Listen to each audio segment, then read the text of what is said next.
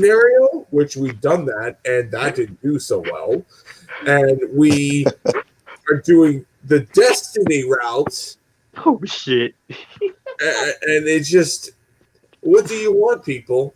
I mean, you're going to have the same thing with Gotham Knights and Suicide Squad, so Oh what shit. are you asking for? I mean, I think personally people are just so got their fat egos so high and they want a certain thing of what they want.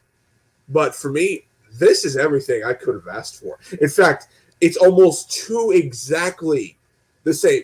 It reminds me what me and my father were talking about on how we would do our Spider-Man story for Right. the movies. It's very similar, and we talked about how we would do the Avengers game, and I give a lot of concepts of ideas of gameplay of the characters, and a lot of them came true. And it's just, I feel like the game's very underrated on, or should I say, overhated because the MCU fans. You get what I mean? True. True. And They it- did say they wanted to look like the MCU too. They wanted them to look just like. I'm like, oh They wow. even said that. They even said that shit with the Spider-Man game, and I'm like, now, granted, I'll say this right now. I didn't had no opinion on the Spider-Man game. I was like, okay, cool, Spider-Man game. Really, it's just, eh. It's almost at that point for me. It's like when it comes to Spider-Man games, you just got to give me a good story because I really I'm kind of burned off on Spider-Man. On are you talking about the Spider-Man PS4 game? yeah, I'm talking about I'm Because talking about Spider-Man. I thought that was a great. I thought it was like a great game, but just like the Oh, story dude, was just it's one of the, it's Spider-Man 2 on drugs. to me. I think. Well, I Don't wouldn't you- say that, but I think to me it was the not only the best way how you could do a Spider-Man game, but really just kind of shit on almost all the Spider-Man movies because, in my opinion, they really developed how the they really developed the bonding of how Peter and Doc Ock are and how they became enemies and all that stuff. And I really want that in the movies because I feel like, at least for me, I want Peter in the MCU movies to look at Dr. Octavius as that second or third, should I say, third attempt to be like close enough to for him to get a father figure type ordeal. And Yeah. pretty much he helps him in his Spider-Man type stuff. And I really would like that. But yet again, it's just movies and games are very two sides. You're gonna get different, and it's just it is what it is. You get what I mean? I got you. Yeah. What's up, Ethan? Real quick, Igor, what's going on, bro? I already hit that like button for you, brother. Thank you. I appreciate it. Igor's a good guy. But yeah, I feel like, have you seen the updated? I'm sure you have seen it. The updated PS5 graphics for Spider-Man, where it looks like Tom Holland. It Yeah, just looks they've like been saying that. it looks like a generic character Dude, that you will see in I every video game. yet again, I'm like, It's okay, dude, have you heard you could pop in your PlayStation 4 version of Spider-Man and have no problem? yeah, I think it's So remastered. you don't need to get the remastered practically. What I've heard, and this is a lot of things about this whole thing of remastering of Spider-Man. I heard you could play your version of your Spider-Man of the PS4, but you're going to have a lot of loading times. But Uh, if you buy the PlayStation 5 version of the remaster, you're going to have a lot more costumes. You're going to have a lot Yeah, like more, the Amazing Spider-Man ones. yeah, Yeah, yeah, yeah, stuff like that. And it's like, okay, cool. Don't really care. I mean, personally, I mean, to be fair, I'm not really ready to get a next gen console. And I'll say this right now: the two games I was gonna get are now in PlayStation 4, and I'm like, great, you just saved my ass for buying this console that I was going to buy it later on. I mean, I don't know if you play. I don't know if any of you guys heard Horizon Zero Dawn. Yeah, I Yeah. played the first one. A really good game. I'm super looking forward to the sequel. I am. It looks uh, good. I mean, to me, there's just so much. I really liked how they really almost made it realistic to an extent on what our society could ultimately have our own demise. Yeah. Because a lot Just of in a times, beautiful way. I'm just wondering, like, okay, when do we fucking literally blow it? I mean, it's just there's just a lot of things, and It does blow your mind away. there's just a lot of things. I'm happy that they're not only releasing the PlayStation version but the PS4 version.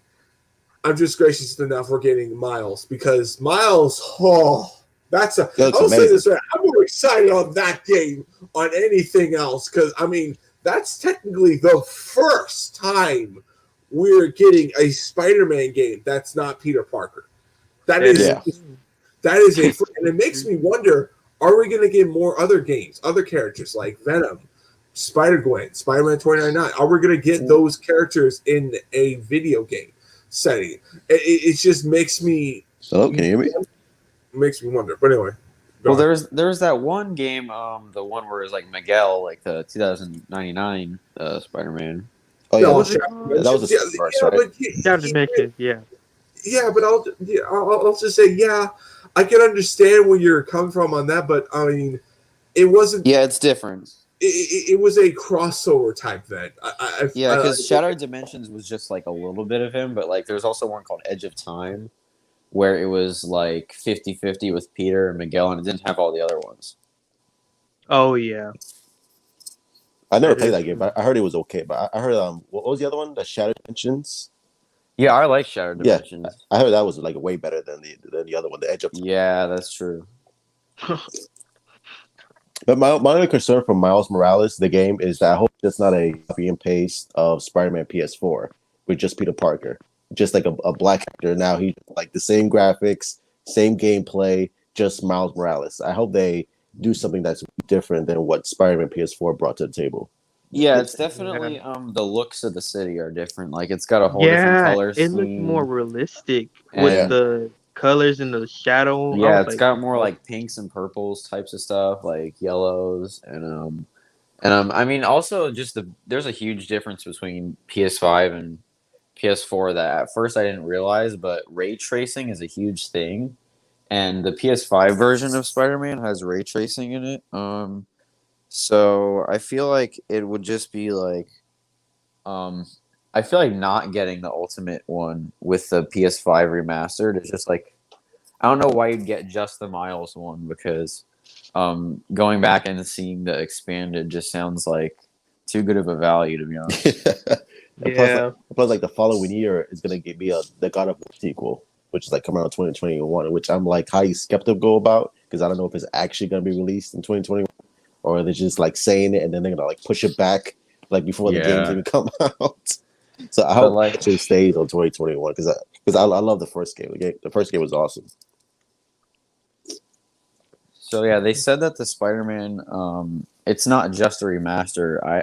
Is what they said. So I think they're gonna also have extra content in that too. So it's kind of funny that they keep adding to that one. When I feel like in maybe a year from now they'll have a sequel because remember it ended with like Green Goblin and Venom kind of thing. Yeah, with Harry born. Cliffhanger. I personally think that I'm going to say this. I'm really hoping we see that demise where either Harry dies and Norman Osborn becomes the Green Goblin, or something happens in between. You know what I mean? Well, I know they're gonna introduce the Venom symbiote, so I don't know if Harry's gonna be the new Venom and his father's gonna be the Green Goblin, or that sounds that sounds like what it'll be because they showed off the Green Goblin glider and like honestly I don't think it's gonna be like a combo where he's both Green Goblin and Venom, Harry. No, I don't. Because And also, to be honest, I'm kind of sick of seeing Harry as the Green Goblin because it didn't work in Spider-Man 3 very well, and it also didn't work very well in Well, Amazing Spider-Man the 2. reason why I would like this is just what I would want. I mean, if we're gonna have Harry become the Green Goblin, have him fucking lose his shit. Because I'm just gonna use this for an example. In the comics, Harry's was pretty much doing drugs and he lost his fucking marbles. Yeah, he did. He was And more off. Peter was like, just go take him. Oh shit, I gotta be right back. But I don't think they introduce. I don't know. It's weird because they introduce a symbiote, but does that mean like is he gonna like Venom throughout the whole story, or is he gonna like just show up at the end and then I Harry mean, if be they, Venom Part 3 or something? I mean, if they showed the symbiote at the end of the first one, they would have to introduce it in the second at some Well, time.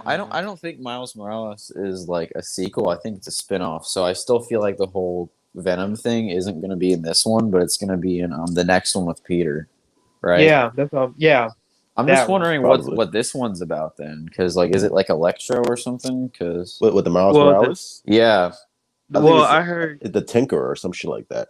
Yeah, the Tinker in the what do you call it? Underworld or some Yeah, type of shit. Roxxon or some shit Yeah, like they a haven't had. corporation. Oh, It- so I don't know if I want. Wait, sorry, you can go. No, I think they're gonna save like the big villains like Venom, Green Goblin for Spider-Man 2, and then they're gonna introduce Definitely. Miles in Spider-Man 2. Maybe like they may have like a Batman Arkham City type where you can like co-op and fight Yeah, thugs that'd with be one really another. cool. Oh 'Cause yeah, with- or you get to switch characters and all that stuff. Mm-hmm. That could That be would be really cool. cool. I mean, I could see that happening, but I mean, personally, with me, um, I'm thinking personally, Peter's gonna end up retiring at the ending of that. or second dying. No, I don't think- in the I second don't- one, I don't. No, think because so. he dies in the comics. That's the whole point, and he also dies in the Spider Verse. It usually ends up with Peter dies at some point. Like, in the Ultimate comics, the whole reason there was Miles is because Peter died, and like it had a whole thing like Captain America. Oh So yeah, I- he was fighting the Goblin when he died. I remember. Yeah, that. and Captain I mean- America like left him to die. Do you guys see that? He I- did. That They were messed, like, that messed me up. it was like a ultimate war going on while he was dying. Or Was it something Civil like that. War? Was it? No, not Civil War. It was in the Ultimate comics. Oh, okay. They were all like the Avengers were like fighting each other because something happened, and Peter got hurt, and so he went to go and fight like Norman and the rest of the boys. You know, Electro and Sandman, all of them, and that's where like he died. he fought the entire Sinister Six and Yeah, Sinister Uh, Six. That's who he was fighting. he pretty much died because they're heading down to Aunt May, and Mm-hmm. it was great writing by Bendis. But I mean, I don't want him to get killed off in the game. I would rather have it where it's a scenario what in the 90s books that Marvel tried to replace Spider-Man with another character, Ben Reilly. I would want to have him pretty much go that direction, because if we kill him off, I feel like his story would kind of be a little bit worthless. Yeah, And maybe not in the second game, but like maybe in a Yeah. third game, because they could really just take this and run with it because it's a really comic accurate game, so they could just like True, keep going and Plus, he could come back to life, so you never know. It happened in the comics. So I just would have him off the second game because we just got introduced to him like what 2 years ago since the game came out. yeah. Like you're gonna kill him off already just to make room for Miles. Just like I would have had a second game. We just got used to him. So like if Yeah, you give do him that, a 3-game arc or Yeah. something. and then if you want to do like Spider-Man 4 or whatever, then yeah, if you want to kill him off, then kill him off. But I feel like fans won't be happy either way. It's just like because they'd be like, well, why are you killing off Peter Parker for Miles? Like I like Miles, but I want to play as Peter Parker. So I feel like the fan would like split into Well, also they're Yeah. giant games too. So the first one, already it's going to be even more expanded, and plus it was already big before with all the DLCs and stuff. And then I bet the second game will be huge, and the third game will be huge as well. So three lots and lots of content with Peter. I mean, um, I feel like that'd be a lot of playtime and stuff. So I don't know. I mean, True. that's looking really far down the road, but like, Yeah, it's true. But I mean, we'll have to wait and see how that goes. I mean, I'm just looking forward to Miles' game, and I hope we get more Spider-Man characters get their own game. But we'll see. We'll see how Yeah, things go. especially like first one, like they already introduced like the Sinister Six. So I don't know what they're gonna do for the second one. Like who are you gonna yeah, introduce? Like Yeah, already that because is introduced unless it's all true. an your main entire villains. I know they went so ambitious with like taking over the city with a virus and like every single Spider-Man villain. It's like it's already like peaked Mhm. with like action where the whole city was under, and I feel like if you try that again, it's just like, oh, the city's under attack again. I, So I don't know. It'll have to be more like complicated with motives, not just about the city and chaos, but more like I don't know, because Aunt May's already dead, so I don't know what else it could be. Yeah, that's what I was thinking. Like he's dead, and So I don't know what Norman could do, what his plan could be, and then the same thing with Venom. Venom isn't really a mastermind; he's kind of just in the way. So maybe it's a plot of like trying to save Harry or Yeah, something. yeah. What? Yeah, that's what everyone else is thinking. That's probably going to end up happening. And his ultimate demise would pretty much be where he becomes Venom and he dies, and Spider-Man or Peter gets the blame for it, and Norman Osborn loses his mind to become the Green becomes Goblin. the Goblin. That would be some badass. Yeah, Yeah, that because would. he's No, no, already hold on. intimidating. What if they do some like Will Shadows type stuff? Well, well, speaking about that has been literally been leaked that you do have Peter wear the black suit, but whatever Spider-Man costume you have, you could have that black suit literally be black and white. Let's say I have the Iron Spider suit, I could have that with the Venom suit symbiote. So is it all That's carrying over, like Are every you single serious? suit from what the? I've heard. Yeah, what I've heard, pretty much. That's cool because it would suck if they just like started leaving some of them out, like only some of them Yeah, went to Spider-Man 2. Because I was worried about that. I mean, some of them I don't care as much about, like Spider-Punk, for example. yeah, But that's like just Right. but like the movie ones, you know what I mean? Because if we get Amazing Spider-Man suits in this ultimate version of one, and then it doesn't come in the second one, I'd be like, because I just like the ability. Because it's the same thing with like Arkham Knight. I really liked how both of those games, like, you could use your favorite suit from one of the movies of these characters, and it would appear in the cutscenes and the Oh gameplay. yeah. Oh So yeah. if that your looks favorite good. suit, if you're yeah, and if so, like if your favorite suit is like Michael Keaton in Arkham, and like I don't know, one of the Amazing Spider-Man ones in Spider-Man, you could just the whole game play as your favorite Spider-Man or Batman, pretty much. Yeah. So if they went to Spider-Man 2 and just got rid of some of them, I'd be like, what the. I just hope they introduce the Spider-Man 3 black suit. I really like that suit. oh yeah, me too. I You know also Because like what? the It classic one. did. It gave me it gave me a classic feeling when I first saw that suit. I was like, man, because when I saw it for the first time when I was growing up, I was like, man, that suit looks dope, man. Like, what suit is that? I didn't even know about it. And so, I because also want the classic black suit from the comics, just the black suit, the big white spider at the center. yeah, now that Dude, and they had to make it dude, look glossy because it was Yeah, like shiny, man. so shit, they're fuck, I'll be right back. so they're pretty much gonna show us like what a Venom suit would be like if it were the Andrew Garfield ones. And oh yeah, we I think we have news later to talk about the whole Spider-Verse live action because yeah, like Yeah, yeah. dude, there's a lot of stuff. I'm yeah talking about because a lot. Everyone gets a multiverse now. DC has a multiverse now. Marvel's gonna do a multiverse. Yeah, first DC started it. Now Marvel kind of. well because I saw a tweet from one of the like writers on Spider-Verse, like a verified on Twitter.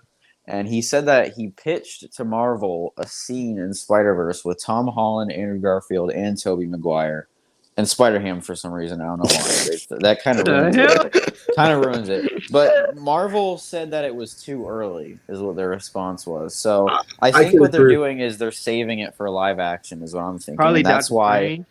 Yeah, either Doctor Strange, and then that could also tie in with like the Spider-Man WandaVision? 3 that's coming up, because the whole Electro thing. Yeah. Yeah, but what So- about WandaVision though? Because they were saying she was gonna be in it though, right?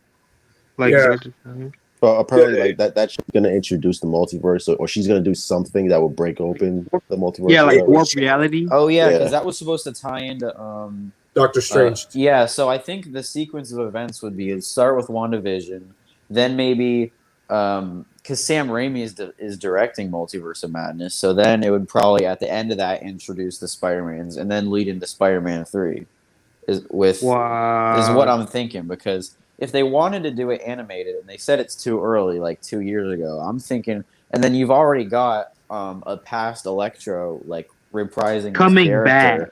That's Yeah, where- to me, I'll just say this. I mean, to me, he was one of the better parts about that fucking film. Even though that film was Jamie Foxx? look. Yeah, Oh my God, he was horrible. I thought it was great.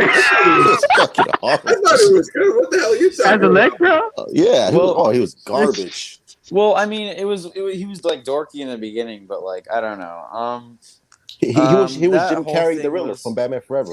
Okay, anyway, controversial movie, but like when you go back and watch it, I don't think it's Andrew Garfield's fault. No. No, it is. Nah, So- I feel bad for him. I really I know, and do. I also feel bad for Toby too. So if this is kind of a thing, I guess this is a trend now where what they're doing is people want to see the old guys come back, so they just do a multiverse crossover where they They're get doing to the like same thing with Keaton. yeah, and he's same coming thing. back. And then Here's Ralph, the thing. Keaton, Toby. Here's what I would have rather like if we're gonna do a Spider-Verse live action. I would build up to that where we do Spider-Man films and we lead up to Oh, that yeah. film. Like You mean like a main Avengers type Spider-Man, style. Tobey Maguire, and then like Tom Holland leading into that? Yeah, and have it where we continue what left off those films. We kind of establish time have passed for the Sam Raimi movie universe. Times have passed on the Mark Webb Amazing Spider-Man movies, and you see him pretty much go forward with that direction, and you go do a Spider-Gwen film, and maybe you'll have Live the action Nicolas Cage as Norse Spider-Man. I mean, That would work. I would rather him that's be what I would really would. That's what I would. God want. damn. he'd be better than him playing Superman, but Yeah. that might be in the cards too. Yeah. No. We'll see. No. Keep him away from Superman.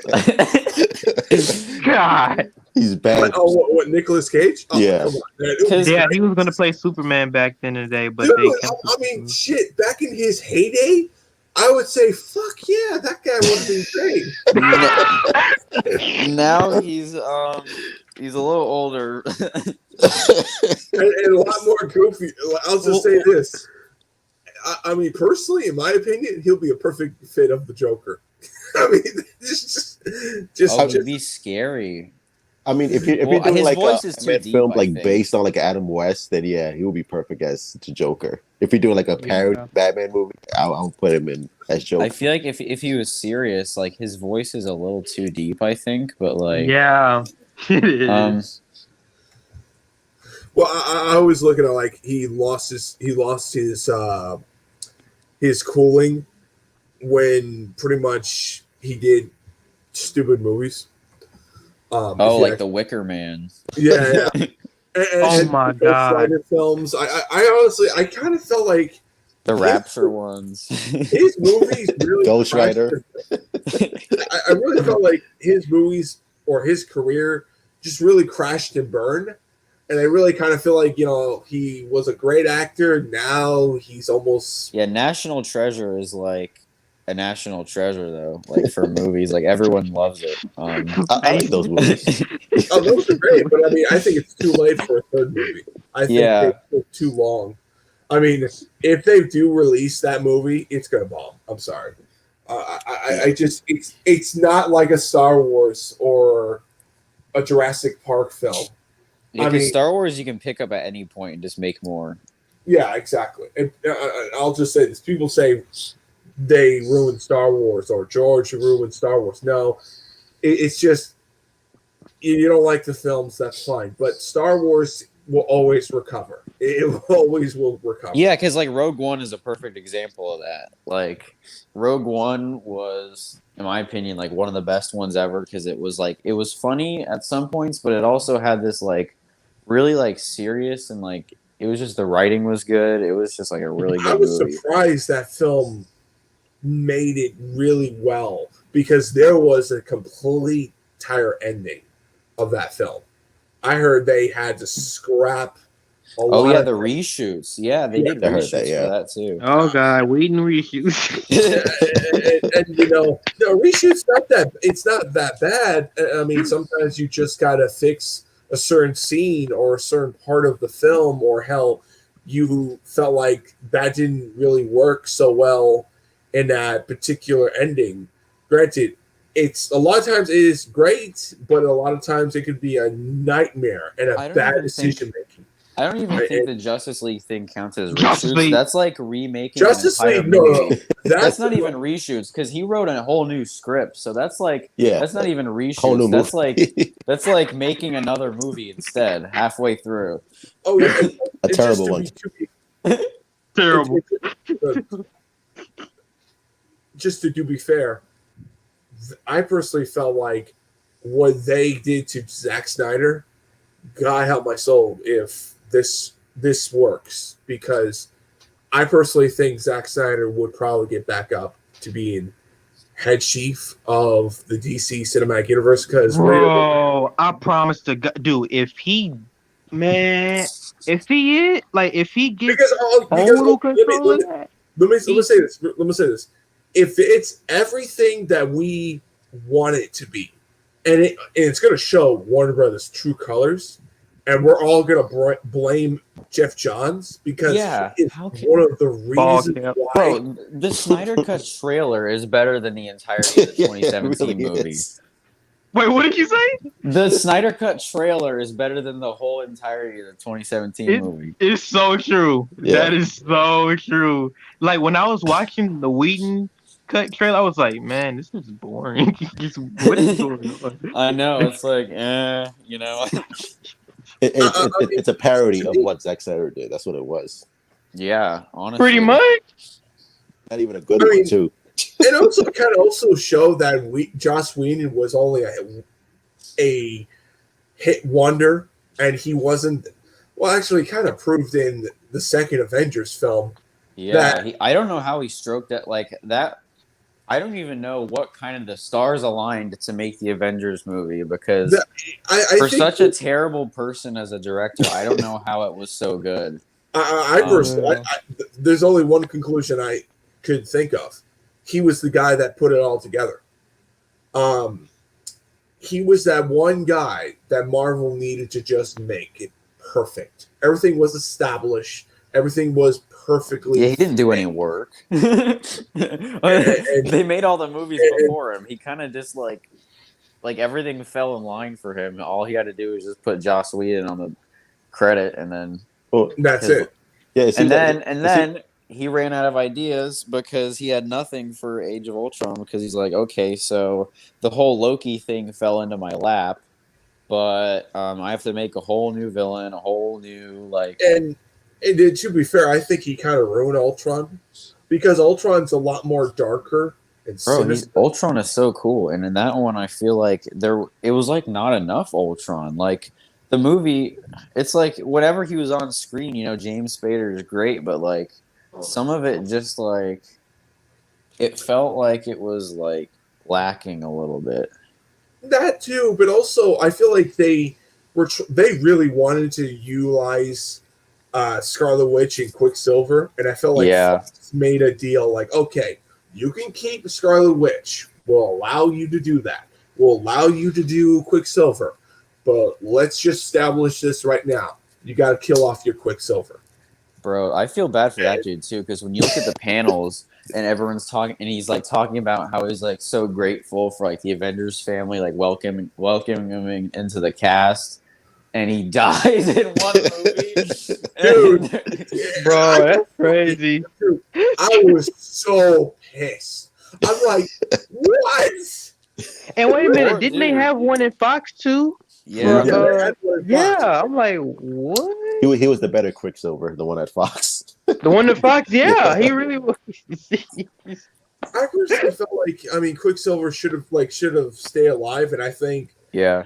he would have been a good asset to Iron Man's team or hell, Captain America's team, because if you look at Iron Man's team, they have a lot of powerhouse members, and Cap's like, well, I guess you only have one, and really that's not enough when you have. Yeah, Ant-Man was like the only like mega powerful one.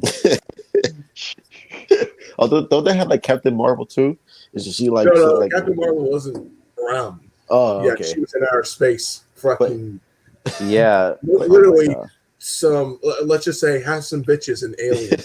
bro, I don't get it because Captain Marvel like ruined so much because like when I watched the movie, it was entertaining, but I'm not ever gonna see it again. What's your problem with I don't know. Like Nick Fury was the worst thing because when you look at Winter Soldier and Nick Fury gives that line, he's like, "The last time I trusted someone, I lost an eye." And then what happens in Captain Marvel? A cat scratches it out. Are you kidding me? That Bro, is so it sounds good. Bro, it sounds like the way they paint it in Winter Soldier. It's like his like best friend like betrayed him and took his eye, right? Something epic. And then he's like, "Ah, my eye!" And Captain Marvel like, "Ah, it scratched it," and he's like, he doesn't care. He's like, "I guess I lost an eye." And then also that's a huge plot hole with the whole fact that he can call her in because the whole thing is like she's like, "Just call me if everything like if anything bad goes down." My whole opinion on that Low-key. is she was. I think she was Plan B. I think personally, they established in her film that they were making the Avengers, and I think if the Avengers failed, she was Plan B. Oh, okay. And that's Yeah, what because I I feel like if aliens are invading Earth through this space portal and it's like destroying New York, and Nick Fury's just sitting around thinking, I've got like Superman on that I can call in. Because she's basically like, honestly, at the end of that movie when she was like blasting through the spaceships, I'm like, that's like Superman Superman shit. almost. Yeah, Yeah. for sure. Yeah, I can stand. I can see where you're coming from in that. And to be fair, that is the character, but it's just my problem with the film. It didn't know what it wanted to be. It said the Skrulls were the bad guys, but the next minute later, it flips into where, oh no, the Creed's the bad guys. The Skrulls are misunderstood people. It also tried to be. I think it's better than most of Marvel's films, but it's just yet again. I mean, that's not really saying much because I mean, I personally felt like a lot of times in Marvel's films, a lot of people say it's one of their best, but in actuality, it's one of their weakest films, probably. Bro, there's hit or misses all the time with Marvel because there's movies when you look at like Iron Man 1. I love Iron Man 1. Yeah, that's a good movie. Even I know you guys said you hated Iron Man 2, but I kind of like that one. No, I'm with you. Iron Man 2 is really good. And then there's stuff like Winter Soldier that was just really dark. And that felt like a Nolan movie, to be honest. I could see. And then you look at stuff like Guardians of the Galaxy Volume 2, where that, in my opinion, was a miss. Like it was entertaining, but I'm not gonna watch that ever again. It's so boring watching that. I'm not gonna lie, that was really boring to me. I was about to sleep on that movie. I know. So it's like Captain Marvel. It's like it was like one of those filler movies where it's like. It was also trying to be a Nick Fury origin movie, kind of. Yeah, I could see you saying that. It wasn't. It was just a setup for. Oh, it ruined Nick Fury. Actually, they tried giving his character more character, but it completely butchered like it made him cheesy. He was so like intimidating in all the early ones, and now Yeah. even in Far From Home, it's like he's a joke. What they do I to him? kind of felt like with him, it was just him pretty much telling. I thought you were supposed to be this Stark's Intimidating. great successor. You're supposed to be Spider-Man. Blah blah blah. And he did. I personally felt like he had his part of the film.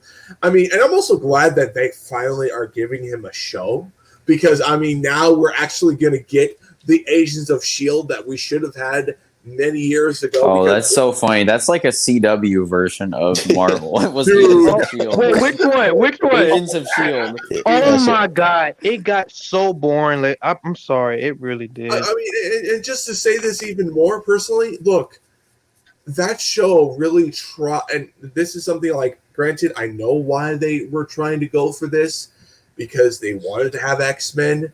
They couldn't, so they had to make the Inhumans to be an entire race. Oh my god. And, That shit was and terrible. Yeah. and the only good thing about that is, to me, was Miss Marvel. And, you know, I love Kamala Khan. I mean, I could talk about her forever, but it's just like, to me, it's just like, it practically became her show. And then when Ghost Rider showed up, it was literally the best part of that entire season. You get what I mean? Or hell, that entire show. Ghost Rider, like, when you saw Ghost Rider, God, he was intimidating. They said he was gonna have a show too, but then they scrapped that. So Yeah. Do you think Nicolas Cage is supposed to be the MCU one? Because it showed in there. I It hope was not. like because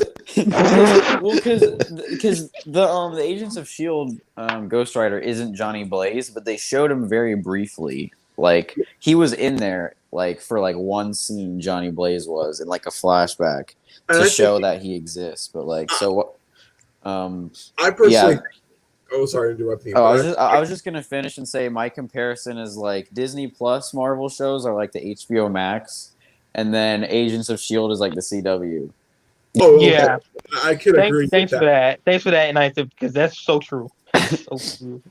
I mean, personally, I personally just stuck around for a few episodes and on Agents of Shield, and I only watched the first pilot.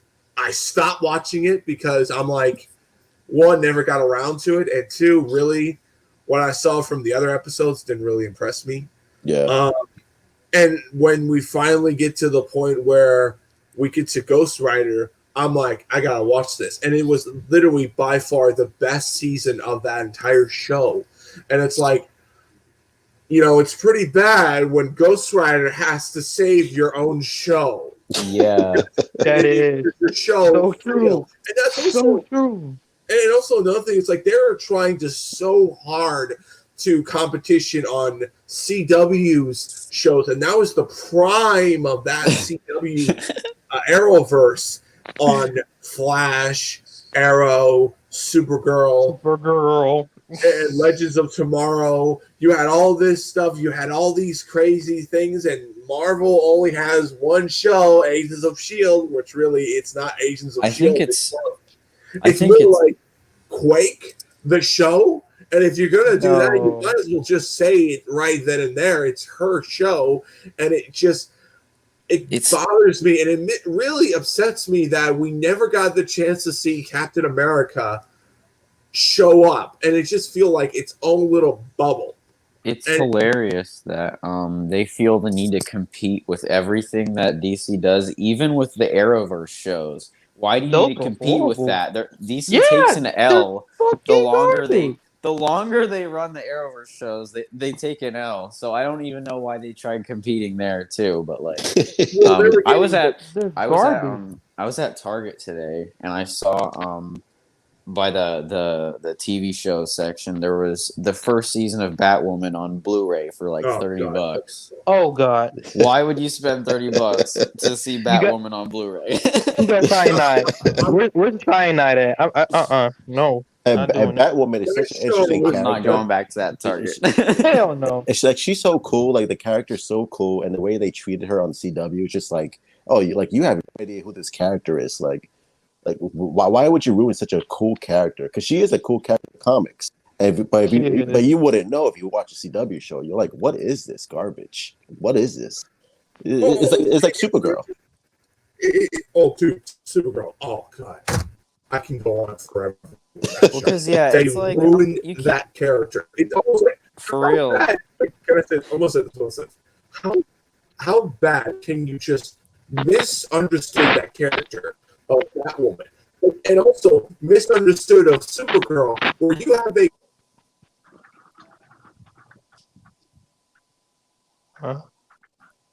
Did he break up? Yeah, I think so. No.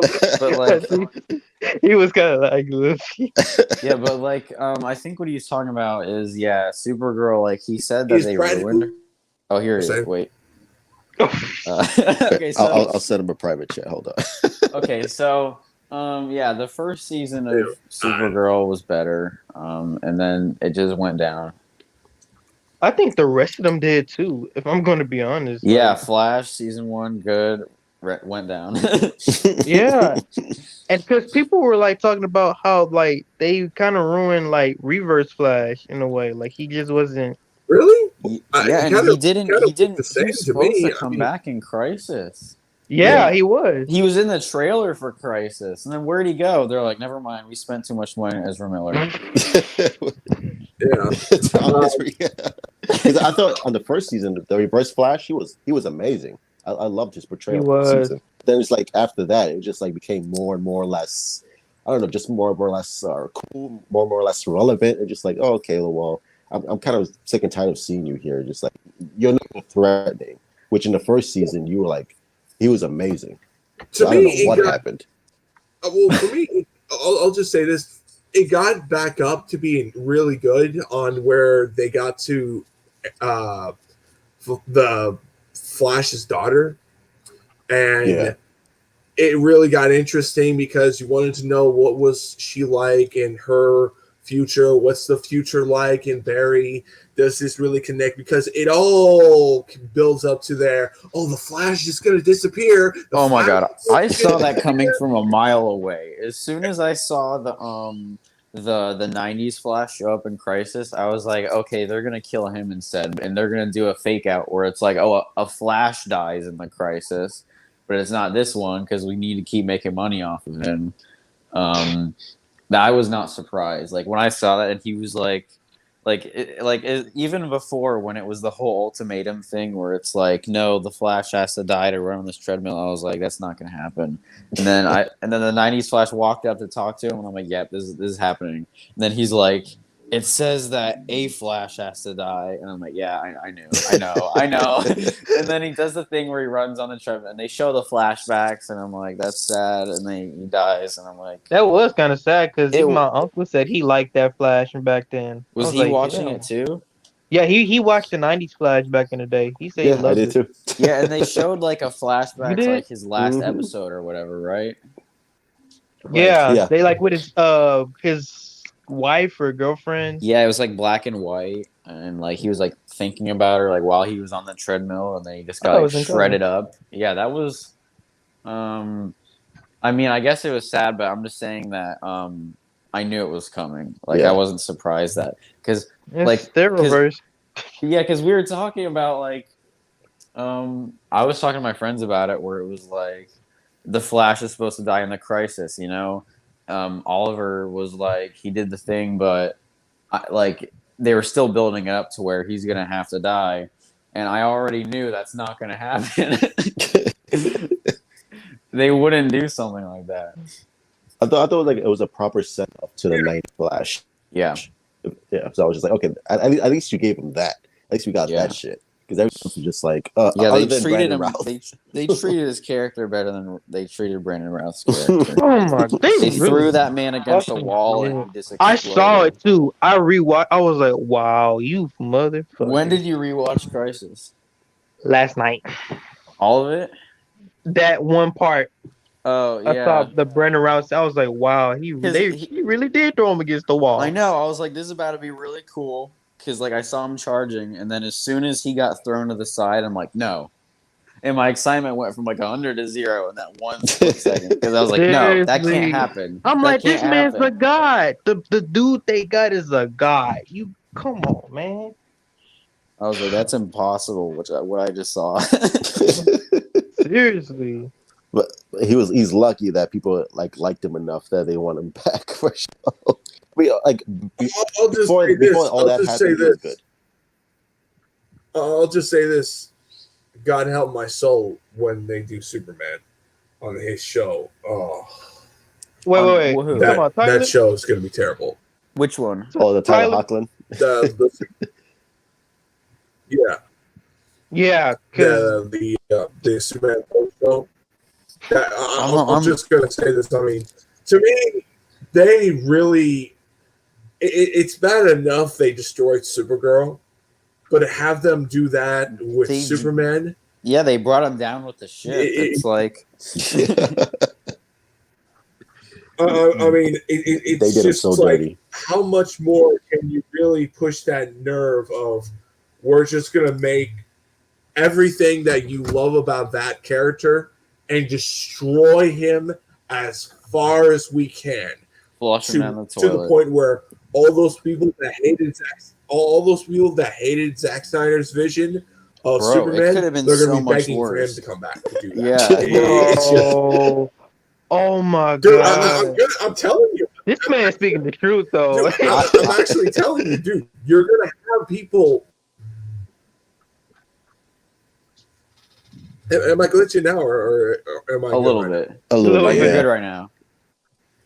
now? All right, hold on. I'm going to try to get something right now. So like Sorry about that. I feel like am all the people that hate Zack Snyder, they're gonna like fucking like cherish and blow this show up like it's the best thing ever. Oh my It's God. not. It's really not. Bro, I went to Dude, think Oh, about it. at first, Think yeah, about they it. probably will. They probably will That- pop that sucker open like it's literally the greatest thing since sliced bread. But The title is called those type of Superman and people- Lois. I went and I What? rewatched the one the fight scene at the end of season 2 with What? Superman versus Supergirl.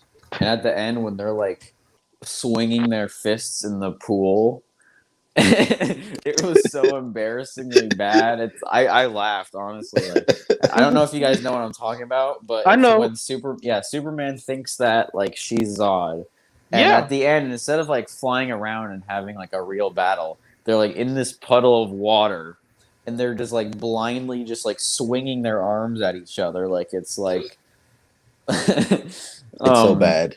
dude, it's nothing compared towards what they did to Supergirl. Because I mean, you had it where first she hooks up with this supposedly Kryptonian Oh guy. God. Like And- Mon-El or some shit.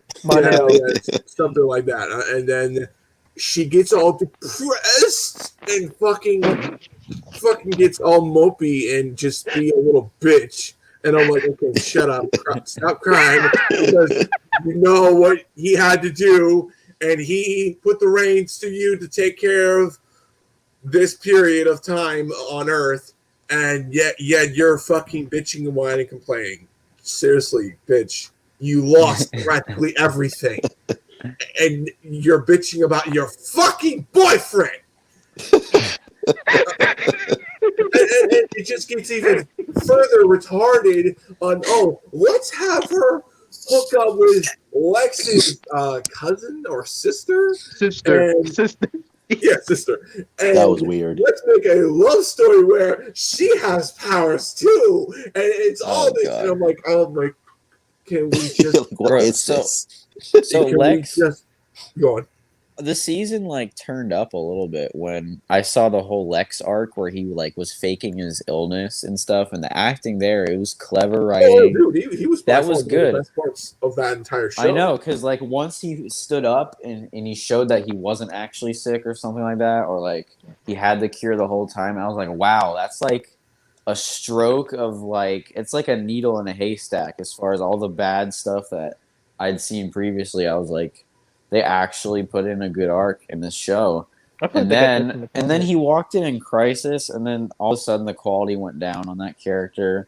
where he Oh my just god. like he was good in that season. But in Crisis, he was just a cheesy Lex. I don't know Fucking what they did to him. a-hole, man. Oh, I hate the way they did that. Oh man, I I just wasn't even can't. mad at Yeah, that it was bad enough that he basically murdered Brandon Routh, I but was like, this and motherfucker. it's worse that they like trash the writing of Lex too in that one because I'm just saying like in season 4 it was like, and at the end he dies and I'm like, wow, that was a really good character. And then he comes back in Crisis and he's like, how about we have Superman kill Superman? And then so cheesy. and after he kills Brandon Routh, he's like, all right, guys, what's the plan now? And I'm like, leave, I bro. You're not fucking invited. hated You that, weren't man. That invited. pissed me off so I'm bad. like, bro, you're not invited. No one likes that. It's like, does anyone like that Lex? Like, people say like No. he was like the best Lex. Like, no, he's not. Bro, I liked him in that one season where they introduced him and everything, but he's gone I down mean, the toilet. when it comes to CW, it's like with them they like to. Bro, they'll show us something good, a little glimpse, And and then then they're it'll go down the fucking toilet. ruining it. I know. Jeez. It's like they take everything you love and they just throw it in the toilet. The door And is that makes me trash. fear about what they're gonna do with Superman and even further because Oh, I'm he's like, gonna be a single dad. It's gonna be like Incredibles 2 where it's Mr. Mom Seriously. while he Two takes care of the boys. kids Two and kids. Lois goes out and saves the no, dude, people. oh, okay, dude, I got this. I have this. I'm gonna say this. I have this weird theory of mine that I'm like, okay, knowing CW, they probably will do this. Okay, imagine the first pilot. Imagine the pilot where Lana tells Clark that she has a kid. And she explains to where when Oh, Clark was saving the day pretty much in daily basis all those years when he was with Lois. And pretty much that time period, she was pregnant with Clark. oh And shit. she reveals that she has a son. And I'm like, it only would make sense if that shit happened because they say that we're going to have two kids. We're going to have John Kent and we're going to have another character. And it's like, what will CW do that could absolutely destroy that character? Bro, I feel like I dodged a bullet, honestly, by them not casting me because, like, oh my god, that poor guy. And the thing is, the open casting thing is it said they were looking, the whole point of doing an open call or whatever is that they wanted people who hadn't acted before. And they went and they casted the dude who played Linus in the Peanuts movie. What the Bro, hell? I know. That's the dude that got the part.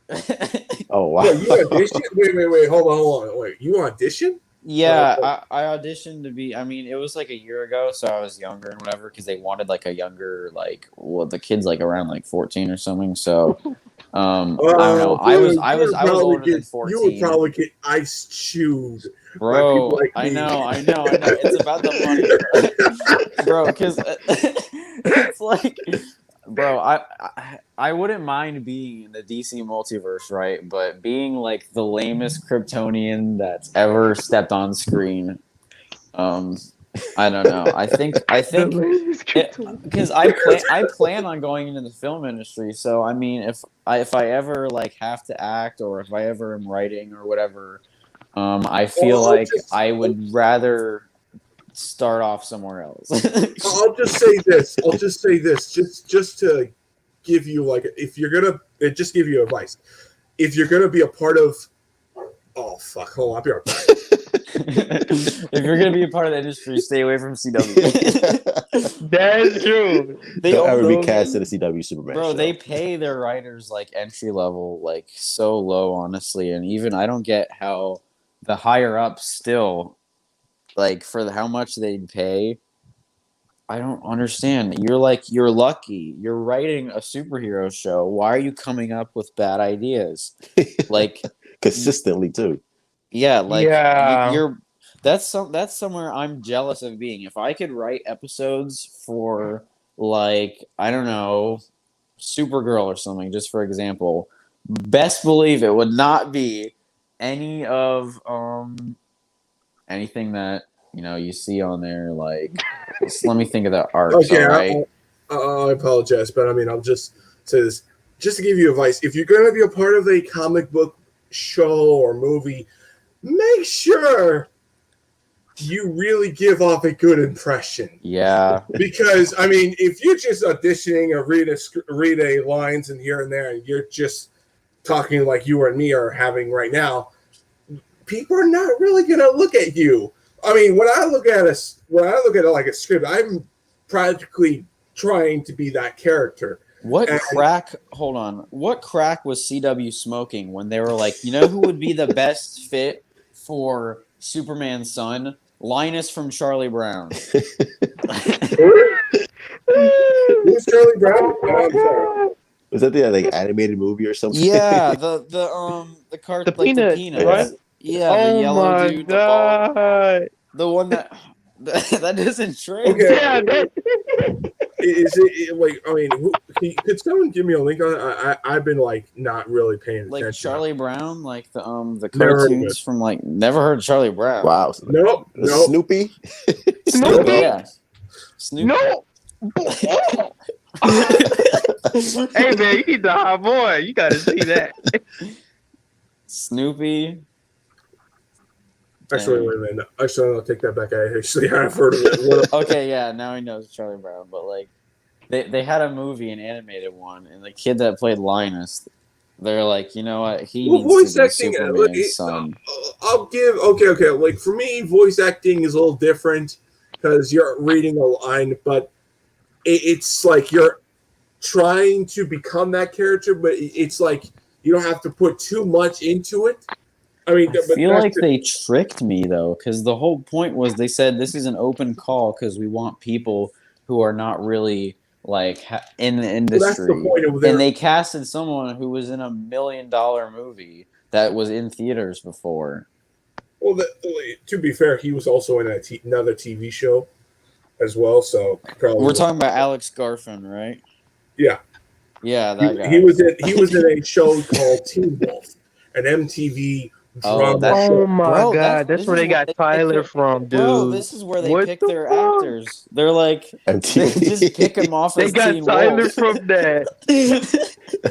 Bro, I think I need to audition for Teen Wolf if I want to be on Superman, because apparently this is how you get in. I mean, I tried to find.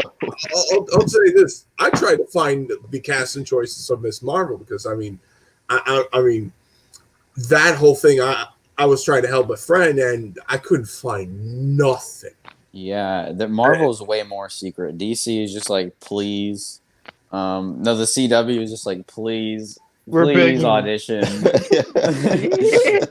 Now, granted, I wouldn't fucking audition on any of their shows except maybe a drama supernatural type show. Being on Legends would be maybe like a fun experience because that show honestly like makes fun of itself. You know what I mean? Yeah, it's self-aware a lot. Yeah, it's almost like they're Guardians of the Galaxy in a way. We're just like, it's way too silly, way too goofy. And I heard they tried to rip off some Doctor Who stuff, which I'm like, kind of. Now that you say that, it kind of gives off a Doctor Who type of. Well, time travel, yeah, and they go through history and they got the same actor who was in that show, and also Captain Jack, and I'm like, oh, great. Oh, really? They even took actors from Doctor Who? Yeah. They took Captain Jack. They took Rory. They took hold on, more than one Doctor Who character. Yeah. They took two actors and Doctor Who. They desperate. And it's like they don't come up with anything. I think the showrunner is a humongous fan of Doctor Who, and I'm like, okay. Oh my God, he's like, if I can't write Doctor Who, I'll just make my own Doctor Who. Yeah, pretty much, yeah. For real, they're desperate, dude. I mean, personally, I think Doctor Who needs a massive cleanup. Bro, I could write. Bro, I used to be a big fan of Doctor Who, but like not anymore. Because like it's too woke. Because I think they peaked in 2013.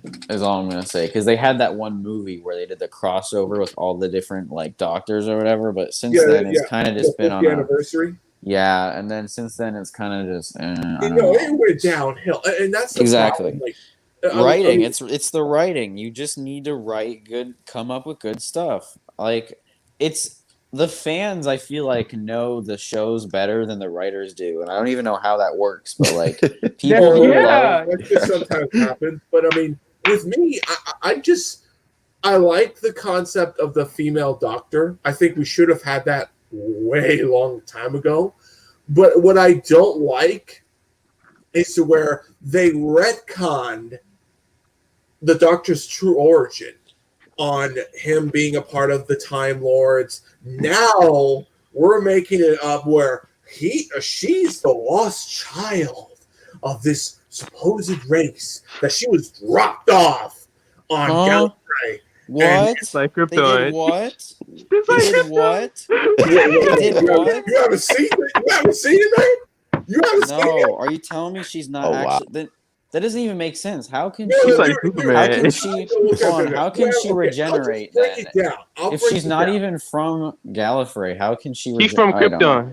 Krypton. No. Bro, I'm not even gonna try to understand it. Never No, mind. just I don't know. let me talk. Pretty much, we have the episode, the season finale, to where the Master destroyed all the Time Lords, and you had the Cybermen come down to Gallifrey and invade Gallifrey, took some of the Time Lords to where they're practically unstoppable, and Smoking crack. it's like, granted, some of it's like pretty good concepts, and I really enjoy them. And plus, I like the new Master. I actually really think they picked a really good choice for the Master. But the problem is, you practically ruin everything that with the 50th anniversary did. It's like, imagine an Avengers movie to where we bring back Thanos from the dead and we bring back Iron Man. So therefore, we just completely wasted the last two Avengers films. That's practically what they did. And you find out what's the lost child. What is this thing? They give off this angle, this mystery, and the Doctor's trying to figure out what is this lost child, and she wants to figure out where is this leading to, and the Master tells everything about the lost child, and she tells the Doctor that you are you are the lost child. Hold on. Let me say this. You were always so perfect. You were always so wise. You were always this special little child that the Time Lords have to take care of. Okay, so let me say this. When the show's been on for 57 years, I feel like there's a time where you need to move on. It's the longest. It's Doctor Who's the longest running TV show I think ever because it started in 1963. 1960. I know. I feel like at some point, just write a really good finale where you do all the characters justice and find something else. They blew their chances. Just find something else. 57 years. I feel like that's it. It's like because they keep writing it in a way that it's CW where they don't ever let go. Because the whole point was that the Doctor's supposed to have 12 lifespans, and instead of the Doctor actually dying at 12, they just gave him another 12. What do they want it to be? 100-year-long running show? Is the show still popular? Not really. Not really. It peaked. It peaked in 2013. At this point, it's just been. Look, oh my god! I feel like I'm gonna die before Doctor Who ends. I'll just kind of say this even further. This show has ran so much that I personally felt like they're in the same bubble now more than ever. They are going back to why it got canceled. It was a show that just stuck out that really never went anywhere. It just kept on repeating the same. Exactly. old It's like shit. it's so And they never refreshed it. And when they cancel it, and you have that brief time of no Doctor Who, and you people got come that, up with ways to make it fresh. yeah, So what they exactly. need to do is cancel it for like another 15 years. Yeah, I just feel like Doctor Who needs a break. You No. need a massive break. Just end it off where the 13th Doctor is just kind of going on his own, going on her own, and you end it off where is she going to come back? Is she not? And you give a break, like Yeah, a just say long who break. knows? I don't know. We'll figure it out in another like 20 years. Find something else to watch. Reboot it. Reboot. Exactly rebooted, but it's like in a way, it's like I get where they were trying to go, but I just feel like now more than ever with Doctor Who, it really, like you said, it's become like CW where they Yeah, make up shit as they go along. I've just found other stuff to watch, you know. I mean, I'm focused on what Marvel's doing right now, what CW's doing. Star Wars is kind of like about to take off again because Yeah, they're new saying about Mandalorian, new movies that are like independent and not like trying to fit in, you know, like I hope they do the Higher Republic because I really feel like they should. I mean, Yeah. granted, that's just me. Well, how do you feel about that? I would if I could write a Star Wars movie, what I would do is I'd put it somewhere in between 3 and 4 where it's like a bunch of like underground like Jedi that are like trying to survive and like not get hunted down, and it would end off with like half of them turn into Inquisitors and the other half die, and it's got like, Vader in it because they're hunting them down, you know, something like dude, that. That sounds something I could see Disney doing. But yeah, but like okay, so as far as High Republic, I read the synopsis for those books, and like it just the thing is you already know what's gonna happen later because like they're like, oh, there's this machine that could possibly affect the Force forever or whatever, and I'm like, no, it won't. We know what happens. So like it could be interesting, but machine, like, well, to be fair, they had this Force machine where it was kind of like a bomb. And yeah, it's like it sends a shockwave throughout the universe or whatever. Like it sucks out all the Force users and it imprison them. I don't know. It's a weird concept, but I mean, but for me, when I want to see like the High Republic, I want to see what was the reason why the Jedi became the prominent force in the galaxy, and yeah, they're not. It's like I want them to. There's another thing with like writing. It's like there's something else I would do where like as far as like a force wave, like I don't know, I would make it more about like, yeah, you said the Jedi like how they're at the top or whatever. So I would have started off where like it's where the Sith are like rising again and they got to stop them or something. But like I don't know, there's or the Mandalorian Wars too, because then you could even like tie that in with the Mandalorian. Oh yeah, I don't know. I heard that was good. Yeah, because like in the Knights of the Old Republic games, that was kind of a thing they would always talk about is the wars with like the Republic versus the Mandalorians. So like, that would. I don't know, and these are also kids' books too right now. Like it's supposed to tie in with video games and movies, but right now, they're starting off with kids' books, so I'm not as captured by that. They have novels too. They got like 2 novels about them, or you haven't looked into that. I did, but like the reading level, it was kind of like one of them was like an 100-page junior novel, and then another one was like a more advanced, like 500-page thing. But like, I don't know. Some of the Star Wars books, to be honest, have been like hit or miss. Have any of y'all watched The Mandalorian? Yes. I'm so good? excited because season 2 is, as far as I know, it's supposed to have like actual like lightsabers in it now because Ahsoka is supposed to be in it, and I heard something about Oh yeah, Rosario Dawson. I heard. yeah, and then I also think Ezra's supposed to be in it. I saw like a leak thing, so Ezra. yeah, but he's old now. But like, not Ezra Miller. Yeah, not Ezra Miller. Oh, just No. So there's the Darksaber too. So if we get like another like I don't know. One of Dark my saber. favorite parts of Star Wars is like I like the whole like the war stuff, but I also like the lightsabers. So it'd be cool to see a little bit more of that, especially because we're not going to get a. They're planning movies. I feel like we're in a lot of like a planning phase right now. DC's planning stuff, Marvel's planning stuff, Star Wars is planning stuff. We're gonna get a I whole did bunch of hear stuff I that. think they have next to. year, but right now we're kind of sitting in a hole where they're just writing right now. Because movie theaters are not I'm open. kind of glad. That too.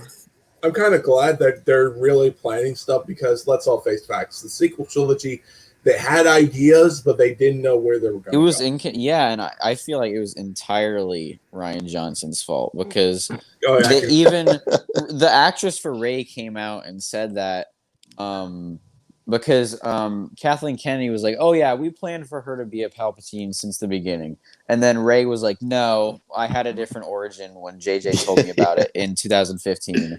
But things kind of got off hand when Ryan Johnson derailed everything. So Ryan Johnson is like the Joss Whedon of Star Wars. Well, I He think like came in and they have to recover because he ruined everything. and the main problem was that they didn't have a plan since the beginning. Like, how are you going to start a new Star Wars franchise and not know where you're going to end it? Like, you should have Yeah. a beginning, a middle, Well, and because JJ had plans, kind of, but I mean, at that point, wouldn't you rather give all three movies to him if he's got a plan? Because Yeah. even having three different directors just sounds like a mess. That is a mess. That's a huge mess. And also another thing is when you saw what they were going to do in the Yeah, original plans for 9, nine, and it's like, no they way. I'm fired that sorry. guy. I'm like, okay, They're you're supposed- really. I will just kind of saying this. You really just almost downright confirming Kylo Ren is a Darth Vader fanboy. I get it. You're trying to go that direction, but you don't have to force it down our throats. And I'm glad they didn't went that route. However, it was more damage control. It really just and also another thing is I feel like Disney and just as a whole made a mistake of killing Luke off because you could have had him in the ninth film and you kill off Princess Leia because the actress is dead. Why would you have the actress of Princess Leia's character continue on in episode 9 and she dies? It just I really don't like Bro, in the Colin Trevorrow's 9, we were gonna get a lightsaber fight, but like between Darth Vader and Kylo, like through like he'd be fighting like a dark vision or whatever, so it wouldn't be real. But I feel like it was cool in Rogue One to see Darth Vader again, but I want to see another like fight with what the technology we have now because that would be pretty cool. yeah, because back then it's like he fought kind of like slowish because they weren't capable of like. I mean, I know he was also slower because of his like robotics or whatever, but I just want to see an HD like Darth Vader, like just especially a character like Kylo, just like whamming on him. You know, Kylo's just getting like destroyed by Darth Vader, because that would really show. Because I feel like they were trying to show Kylo as almost equal, but like I don't know, that would have been cool to just see Darth Vader just like bam, bam, bam, bam, bam. to me, I would have loved that, but I mean, the one thing I personally felt like Episode 9's biggest problem, and I feel like the novelization really kind of shows you that they should have done it, is to where they establish Plagueis as that person who trained the Emperor. And I really felt like if we're going to mention stuff where the Emperor comes back, we should have shown that in the film to establish what happened. Well, there's supposed to be a JJ cut actually, like I they're heard, talking about I it with don't like know for sure. yeah, because they're talking about everyone in live action, like Mace Windu in live action, um, Qui-Gon Jinn in live action, and instead they just made them voices. But they said everyone returned for like in costume. But the reason why I heard was they sabotaged it and like this is kind of reaching, but they sabotaged it because it was like a competition for Marvel, even though it was a Disney thing. So what this really shows is Marvel both pretty much destroyed the DCEU for a long time, and also they sabotaged Star Wars so that Marvel could be at the top. So I mean, the DCEU is coming back, and Star Wars is trying to recover, but that's just crazy to me. The I fact mean, that they to have tell a you the JJ truth, cut is amazing. to tell you It's the not coming out. Disney is not like Disney is not. Look, Yeah, I heard that Hayden Christensen was gonna come. First of all, Nicotina, what's up, Nicotina? How you doing, bro? I also heard that Hayden Christensen was supposed to like come back as like a Force ghost in the Yep. last was it Rise of Skywalker? But I don't know if he declined or they just like scrapped that idea. It was like, no, Well, never I mind. mean, they showed him at one of the recording, like I don't know. Well, he's in the cast of the movie. Like he did the voice. If you look at the credits, it's crazy. The credits seeing like Mark Hamill and Hayden Christensen and James Earl Jones and Liam Neeson all in a movie in the credits. It's like they got everyone from every. I mean, except Natalie Portman, but basically they got almost everyone in one credit in one cast list for a Star Wars movie, which was kind of cool, because they were trying to like wrap it up. But I definitely think I don't know this Kenobi show that's coming out. I feel like they should use because if they don't do any of what I'm about to describe, I'm going to be very disappointed because this is like a perfect opportunity for them. But the What's whole up? point of him going in hiding is to watch over Luke, but also in episode 3, Yoda said he's supposed to do training to do the whole Force Ghost thing with Qui-Gon, and Liam Neeson said he'd come back to do Qui-Gon like if they asked him to. That's So cool. so if they don't do that, that'd be a huge missed opportunity. And Isn't I also Qui-Gon like that red dude? no, he's Liam Neeson. Oh shit. Oh yeah. I You can know, tell. he almost like quit acting for like 5 years because of his experience in the Phantom Menace. Julia Because Mason. he was so frustrated because he couldn't even get in character because every single set was a blue screen. Oh yeah, And so the new ones they actually have like sets kind of like yeah. the Mandalorian, but he said it was so frustrating that he almost retired. because George Lucas loves that. He loves that green screen, Yeah. and also like George Lucas is not really good with actors. Like he doesn't really like direct actors very well. So I For think real, that's like why he was like also frustrated. even in the first one, he was like that because like Harrison Ford was like, George, I'm not saying these lines; they're too bad. Like George is a very like technical director. Like he's good at that. But as far as like directing actors and stuff like that, Yeah, he's not the best. he's got some cool visions, and like you know what he did with the whole he had a huge impact on the film industry as far as like he kind of took the blow with CGI because he like started a lot of this stuff like Yeah. the first CGI companies, and That's true. but with dialogue he even said he can't write good dialogue, but he did it anyway.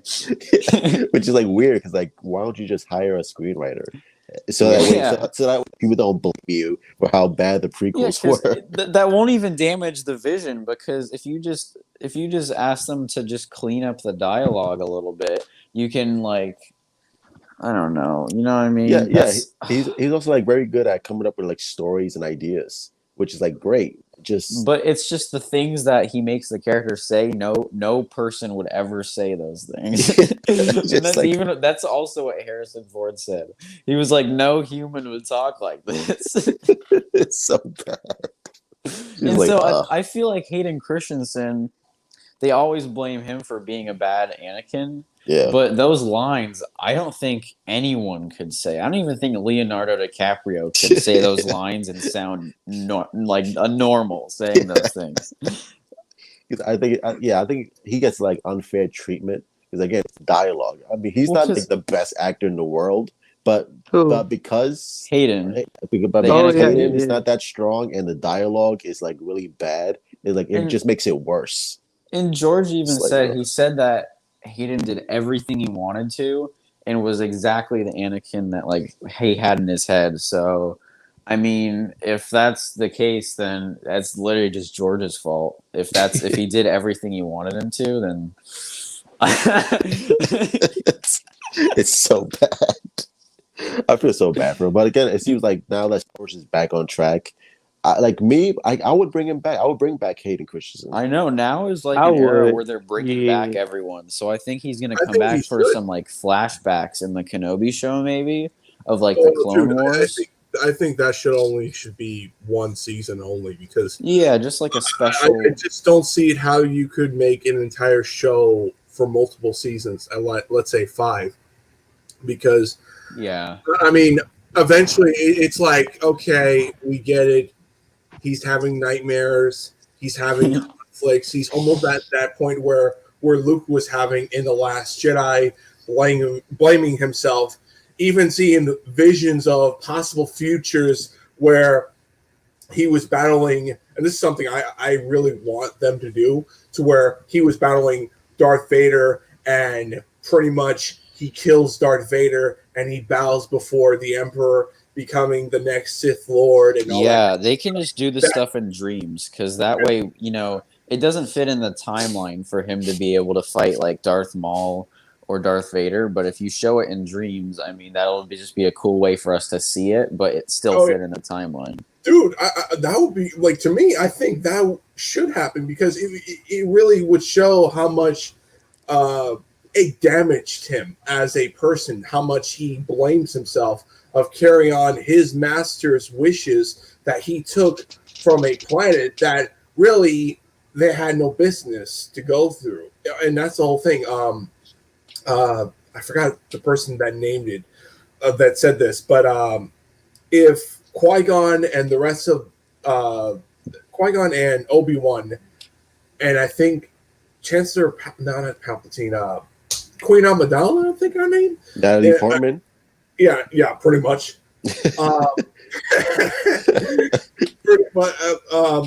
Pretty much landed down to Tatooine. They would have never got Luke Skywalker. No, not Luke Skywalker. Wrong timeline. Period. Anakin. Anakin Skywalker. I apologize, but yeah. Man, I gotta rewatch all the Star Wars movies, man. It's been a long time. Yeah, there's highs and lows, but I like it a lot. Yeah, I gotta so- rewatch all of them, man. So God damn. yeah, what Ewan McGregor said about the whole Kenobi thing is it was supposed to be a movie, but he says he prefers the series thing because instead of a 2.5 hour story, it would be a 6 hour story with the way the episodes work. But also, I feel like that's kind of capped though because, that's what they said about Mandalorian, but a lot of that was filler as far as the main story goes. Like there was a lot of one-off kind of things, so.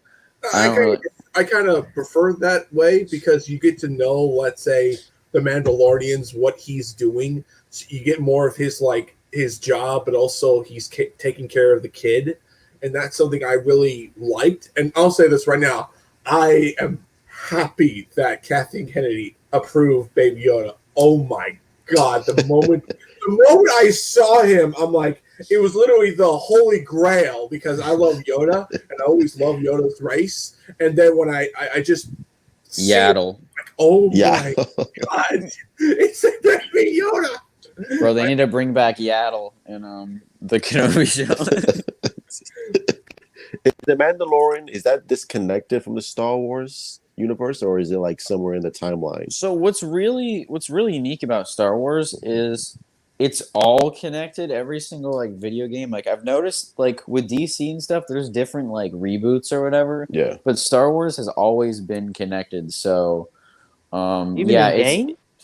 Yeah, like the Fallen Order game is like it's all canon pretty much because there's no like there's not really they've never rebooted it, so it's not like an alternate dimension. Like I mean there's the past stuff that doesn't really fit in, like the Force Unleashed, but like for the most part everything is connected.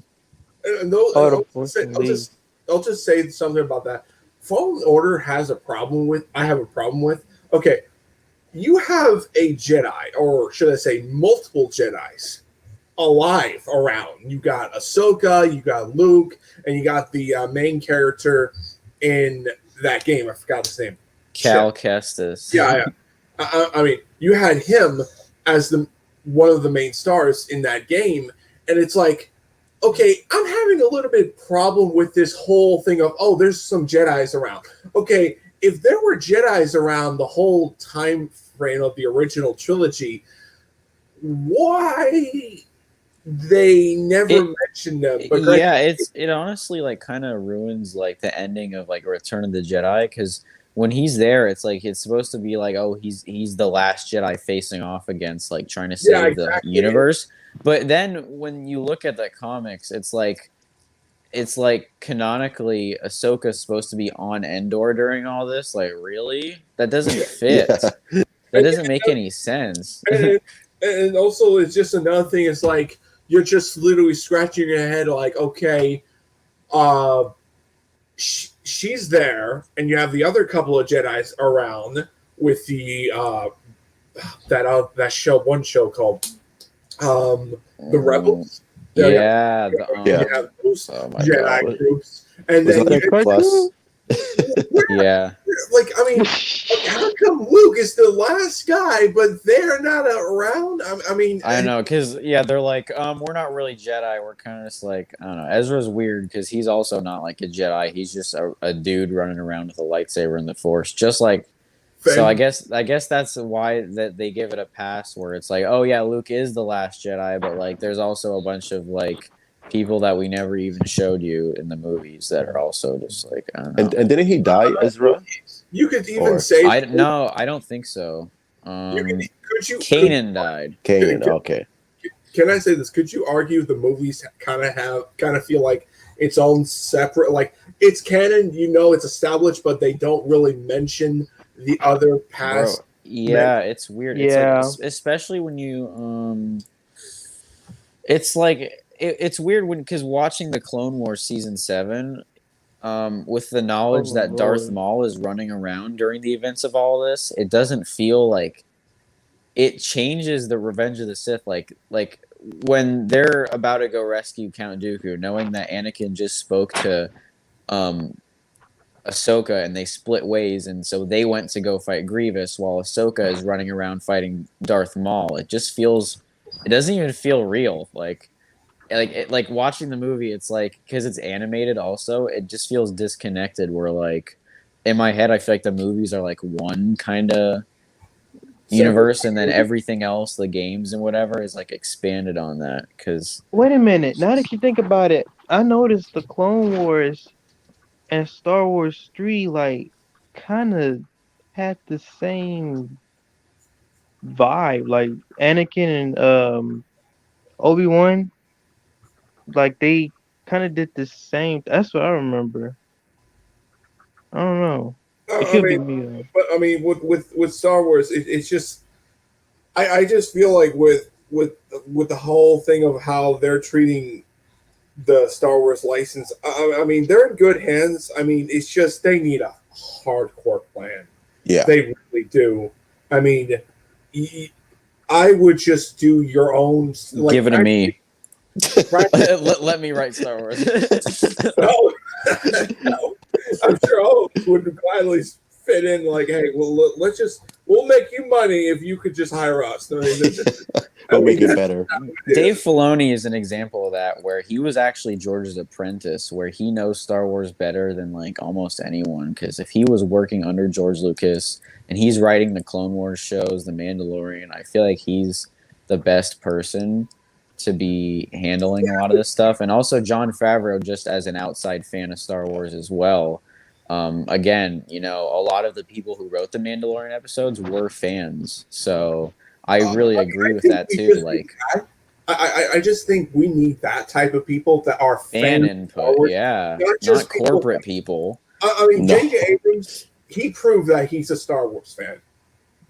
Jon Favreau, all those people that are in The Mandalorian, those are Star Wars fans. If we get those people more to do Star Wars, I think we're in good hands. It's just the problem is Kathleen Kennedy, I don't think counts, bro. I don't.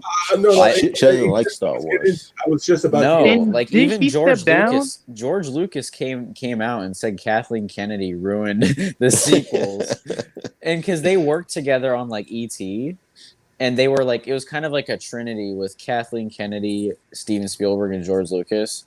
But clearly things are a lot different right now because he's like maybe that was a bad call. She knew what she was doing in the 80s. Yet again, it was his kind of fault to sell the Star Wars franchise to them, and it was his fault that he hired her, handpicked. True. And it's just like, but my whole thing is like, I don't like the whole idea of let's have one of those people that we want, but in actuality, we don't know if they got what Kathleen Kennedy has would do any better, because I'm fearing that if we get someone else, we would get someone far worse, and we'll be begging for her to come. It should just be Dave Filoni. I don't even know why that was even like. Isn't it? Because the problem with Dave Filoni, I feel, is the way how Disney runs Lucasfilms. I don't know if he could run a business level. True, yeah, Kathleen. Oh my god, it's the same thing with like, I guess DC, where it's like good writers or corporate shells. Yeah, because the problem with DC is that you had executives who didn't know what the fuck they were doing. You have Jeff Johns basically, just I heard Kennedy went to DC though. Who? Kennedy. No. Like he left. That's what I heard he left Disney. Oh, Disney. Yeah. Oh, I don't know if she left Disney. Yeah, that's what I saw. I think. I mean, there was rumors that she would be getting replaced soon, but as far as right now, her contract ends after the 5th Indiana Jones film, which really. That's not gonna happen. Yeah. Wait, what? Yeah, that's her little fucking love child where she. Indiana Jones. Oh, no. And I'm like, what? Bro, this is like how the Chancellor stayed in power because he was supposed to be reelected after the war, so he just extended the war, and she's supposed to be removed after Indiana Jones, and that movie just is being delayed, so it's like she's like holding on to her power. And Harrison Ford is like, what, 80 years old now? Oh my god. So you could have 80 years of Indiana Jones? Come on now. I'll say this right now. God help us all if Harrison Ford passes away anytime soon. Oh, that would be very sad. Yeah. Not only us we'll be very sad because we practically grew up his films. I mean, there was a lot of films besides Star Wars and Indiana Jones that I've seen his work. He is a legendary, and I mean legendary. If you could get the word legendary actor, it's just that he's up there in age, so I can't see him playing that character, and that's where I just feel like reboot it. Just I want a young Indiana Jones. I want a young Indy, kind of like the one video game Uncharted series. Like Nathan oh my god, bro! They should put Nathan Fillion. I'm still mad about it. Okay. Oh my god, Nathan. So they saw the fan film with Nathan Fillion and that one guy who played Sully or whatever. That was like perfect straight video game to movie adaptation, and instead they took Tom Holland and Mark Wahlberg.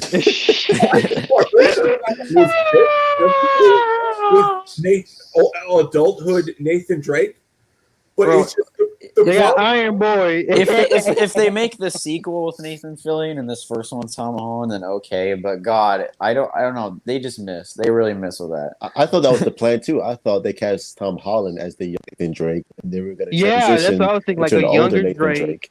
But the fact that you have Tom Holland playing Nathan, like he's going to be Nathan Drake throughout how many years? Like, bro, he doesn't even fit. It's like I don't like him as Spider-Man. Are you going to put him as Nathan Drake? Come on, bro. man. He doesn't fit because the whole Nolan North is like a Deadpool character almost. Like all of Nolan North's roles are like very like he's got Iron Man in the Avengers game. He's got Deadpool.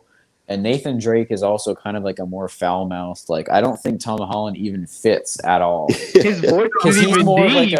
His voice is even deep. I'll just say this: my part on Tom Holland.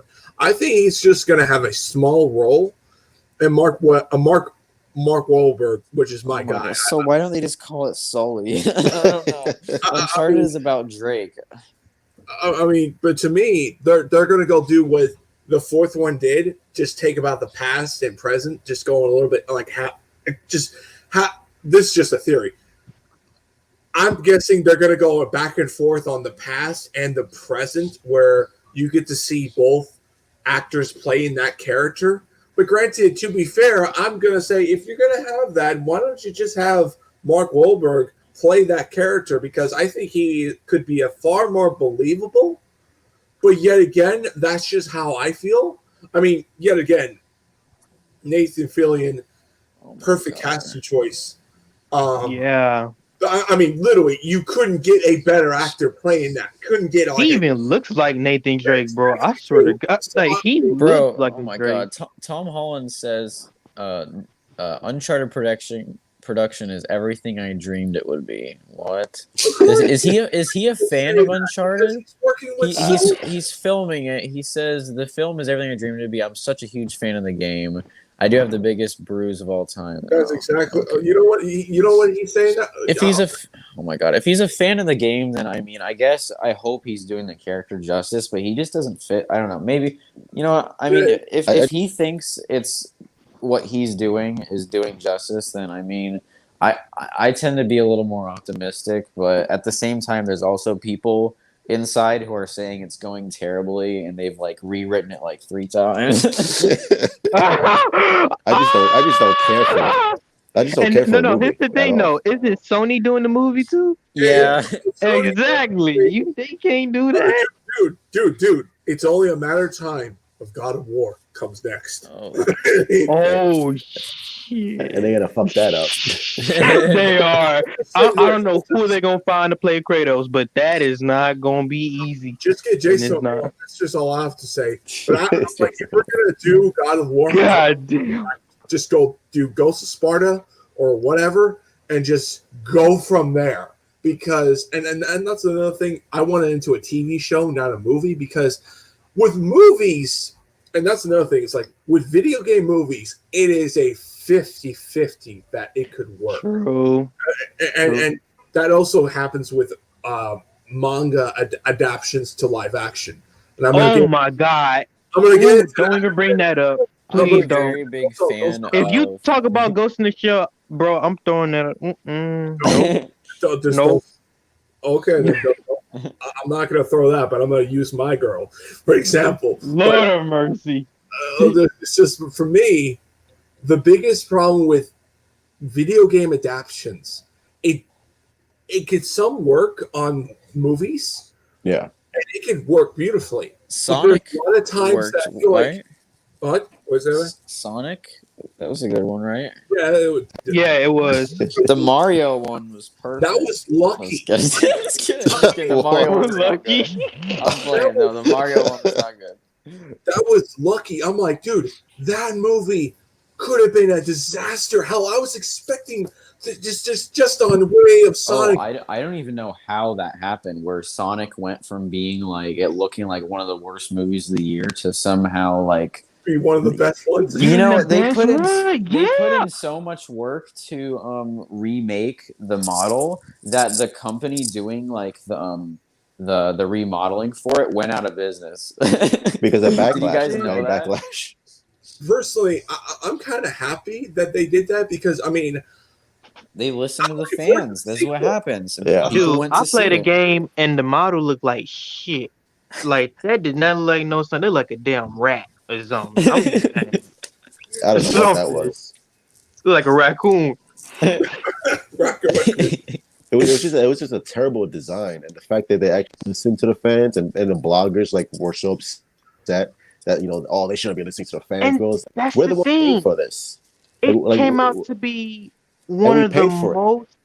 Like it came out to be one of the most successful video game movies. The fans paid for it because you listen to the fans, and we actually like, oh, you actually listen to us? Okay, well, we're going to support you. And also, the thing is, sometimes it's great to listen to fans, but it's also I feel like sometimes you shouldn't listen to them all the time because it will affect your movie series that you were trying to go for. But I mean, with video games comes to live action, I think personally, yes, it can work in film, but I think a lot of times it fits so much better into a streaming show because I feel like number one, you could expand the characters, you could get to know more about them, you can have multiple episodes on their storylines, and you don't have to do it into an hour and a half. And that means like condense it down. Everything has to be condensed because they're intertwining in multiple storylines, and that's one of my biggest fears on Mortal Kombat, the movie, the new one that's coming out next year. I'm fearing Got a that new could one? be the worst because a lot of it's just like, oh boy, I don't know about this. This But, guy like, just smells. There's honestly just like disaster. there's also something just so special about going to the theater, and you go to a good theater where the sounds are so loud and you're just like Yeah. completely like sucked into the movie. Like watching Netflix shows, it's like they're good, but when you like watching, so I had two experiences with episode 9. When I saw it in the theaters and the sound was like roaring loud and the screen was huge, it was like I was so immersed into the movie. And then when I went to go see it at home, when it came out on Disney Plus, it was definitely not the same experience. And the same thing with Joker. Dude. Joker, though, because with Joker in the theater, the way they mix the sound differently than the streaming one. Yeah. Where in the Joker one, do you remember the whole controversy about like they thought people were gonna like shoot up theaters, Which was like stupid. So because no one can do that. they mixed the theater one differently to where whenever there was a gunshot in Joker, it was super loud. So like when he killed people in the subway, it was like it was like crazy immersive. I was like looking around at the exits because I was but when I went to go watch it on Hulu, the gunshots were like, even with the sound up, it wasn't like mixed that way to where it was way less like immersive or whatever. So I'm just saying, like, I understand like how a streaming show of like Obi-Wan, for example, would have more content, but being able to like, I don't know, there's something crazy about the theaters. I get what you're saying. It's the theater type aspect where it feels so much like you're there at Endgame in the theaters like you're was actually crazy. Dude, it felt like you were in a freaking I like the theater. I also saw Ready Player One in theaters, and that was a Steven Spielberg, and they had like a whole big like ending thing, and that felt like kind of like an Endgame type thing, and I really like I feel like now, because of people haven't been able to go to the theaters, it's making them realize how much they miss it. So I feel like theaters are going to really come back. Because I just miss going with my friends to see a movie. Like Netflix has been working, but like I don't know.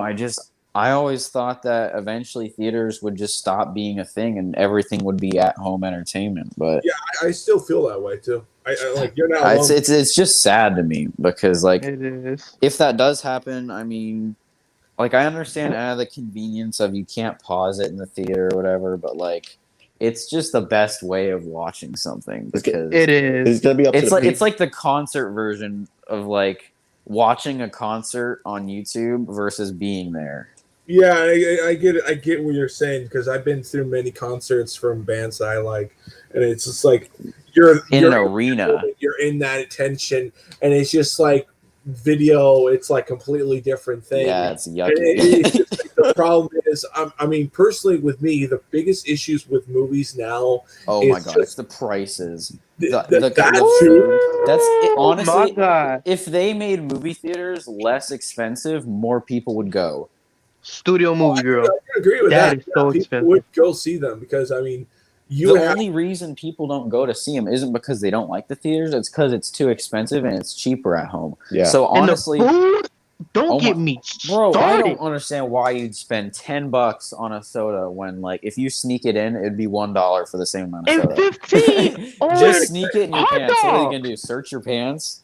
Especially like if you invite like 3 or 4 people, that's like $50 right there that you're losing down the. No, that's $50 is generous for 3 or 4 people. It'd be more like $100 a day. Yeah. Yeah, exactly. Man. It's expensive with the snacks. I mean, I understand it's like, the premium experience or whatever versus but still, I mean, whatever, like stuff.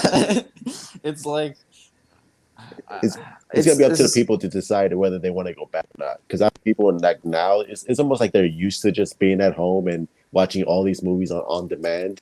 So it has to be like a big movie event for people. Yeah, number one, to feel comfortable, and number two, it's like to just what it is. I don't know what's gonna happen. I think now is like, this is my prediction on movie theaters. I think movies are going to come back. You're going to see them on the theater, but it's just going to be like 2 weeks in the theaters before they hit on demand and straight to DVD. I think they're going to be really, you're going to see movies now be a lot more common on video and on demand a lot quicker. Yeah. Just because this pandemic has hit movies. Yeah, you could. The entertainment you're not lying. This You're not really, lying. honestly, is just sped up the whole. Because I mean, people have been saying for years that things are going to transition to where all the stuff will be on demand at home, like Amazon and whatever. And that was like going towards that direction. But with the whole pandemic, it's like it's accelerated that times two, to where I think it really just like, I don't like that. I like going out and doing stuff. Having everything like only like on demand at home is just like lazy to me. I don't like that. It is. Fair. I'll say this. To be fair, I think personally you will go. Like, I think movies will still be out. It's just you're gonna have to have, let's say, a scheduling of where time you're gonna go see them on the theater, because a lot of times, because what has happened, it is affected to the theaters in a lot bigger way, and theaters are going to be, let's just say, packed 24/7 practically, because they want to see that theater experience, bro. Like, and sometimes you barely will see anyone there because oh my god, they don't have the time to go see it. It's just how things are. And like, speaking of like theater experiences, like at the end of Rogue One, when Darth Vader turned on the lightsaber, and like that whole thing, it was crazy in the theater, because like, oh my gosh, there's so many experiences where I was much more shocked by things when it was like that immersive.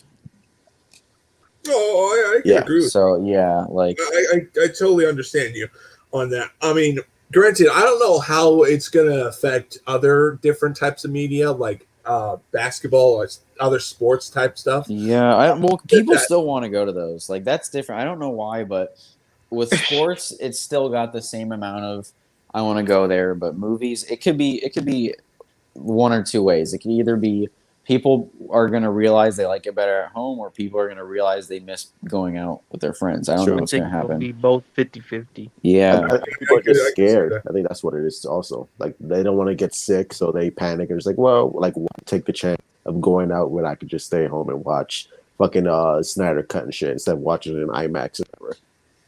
Yeah, exactly. For real, man. Dude, could you imagine that shit in the theater? That Snyder Cut? Yeah, the Snyder Cut. Just holy shit! Theaters. I think like it might have like a special limited engagement. Like 2 days. They come watch it IMAX and stuff like that. If they want to. Ooh, that would look. Oh my god! Maybe have like a week preview, like a week access, and then just watch it on HBO Max on the big screen. Yeah, dude. I'll watch it. Oh my god! I will nut so hard, man. Look, like David and them been hyping me up for this movie, man. I've even caught up on it, so I'm like, man, look, I would, if I had the chance, I would go. I would literally go.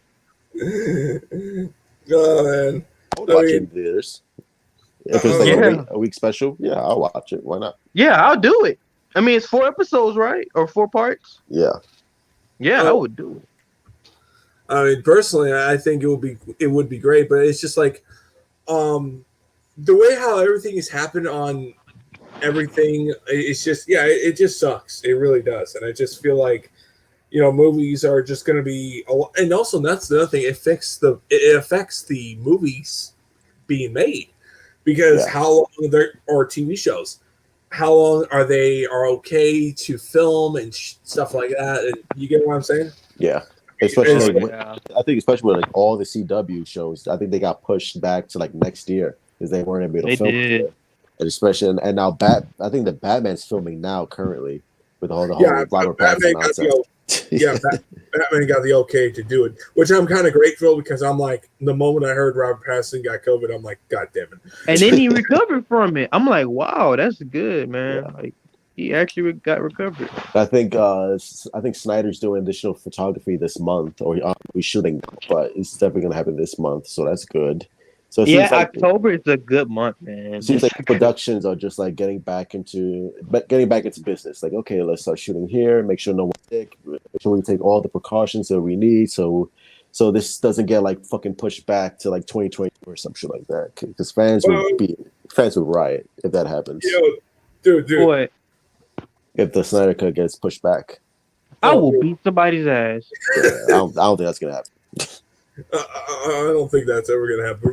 I mean, for me, I mean, I just feel like with the whole thing on with filmmaking and everything, it's just, it's going to affect a lot of things. And, we'll see how things go in the future. I mean, with this whole pandemic, granted, I think it has made a lot of, let's say, giving enough time of what they're doing on studios and where they're planning to go. Because I mean, a lot of movies make a lot of money on China.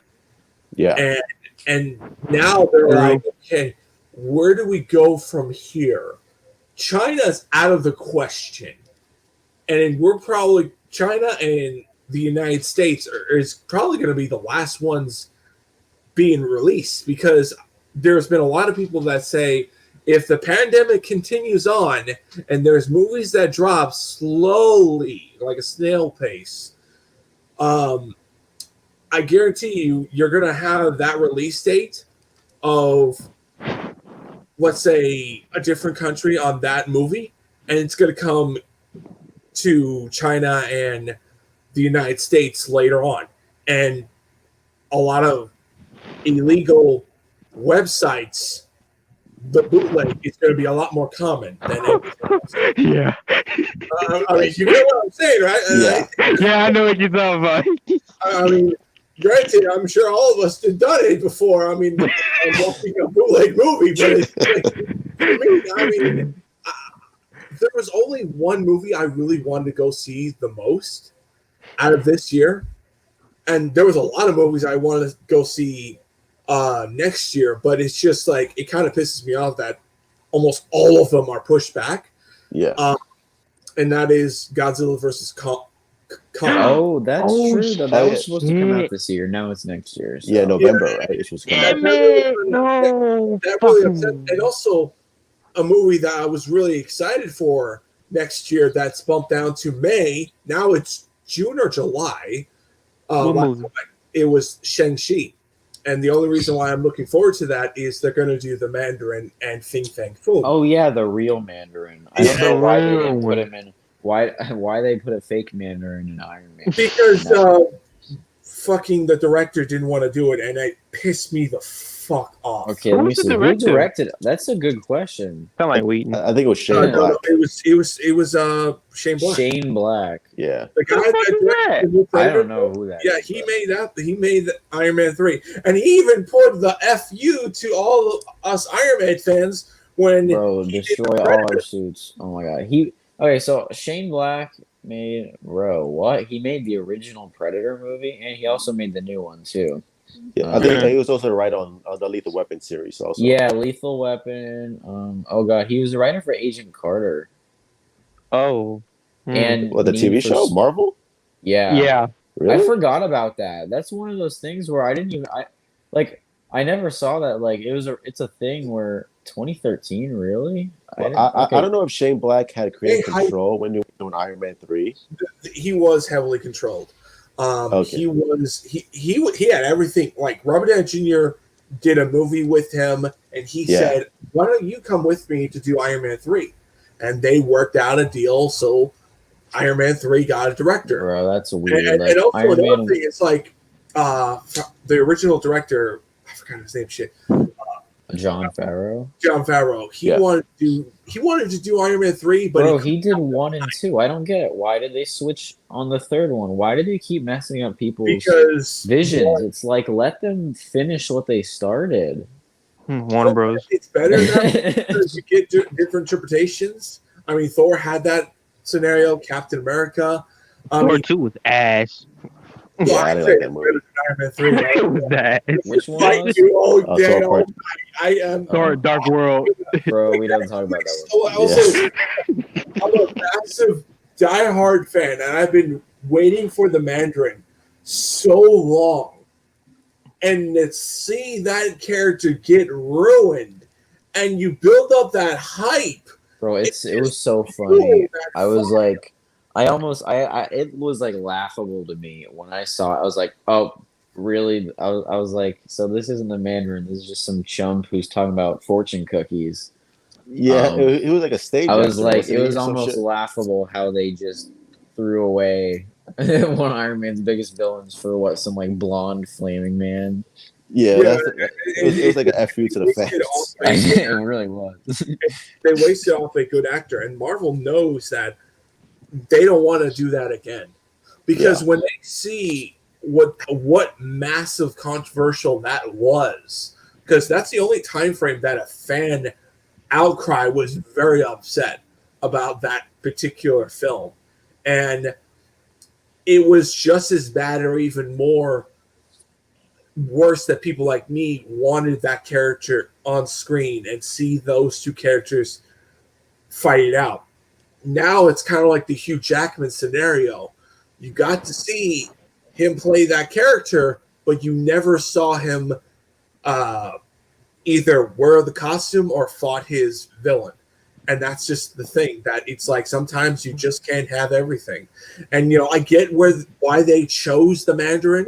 You have Shang-Chi, which is Chinese, Japan or Chinese. I think it's Chinese because chi is a Chinese thing, Yeah, right? he is Yeah. Chinese. He's Chinese. Asian Chinese character. It fits. It fits the China's culture. Oh, and dragon. Mandarin is the language in China. That's Yeah. it. Yeah, that's Oh, it fits so perfectly on that. So having uh,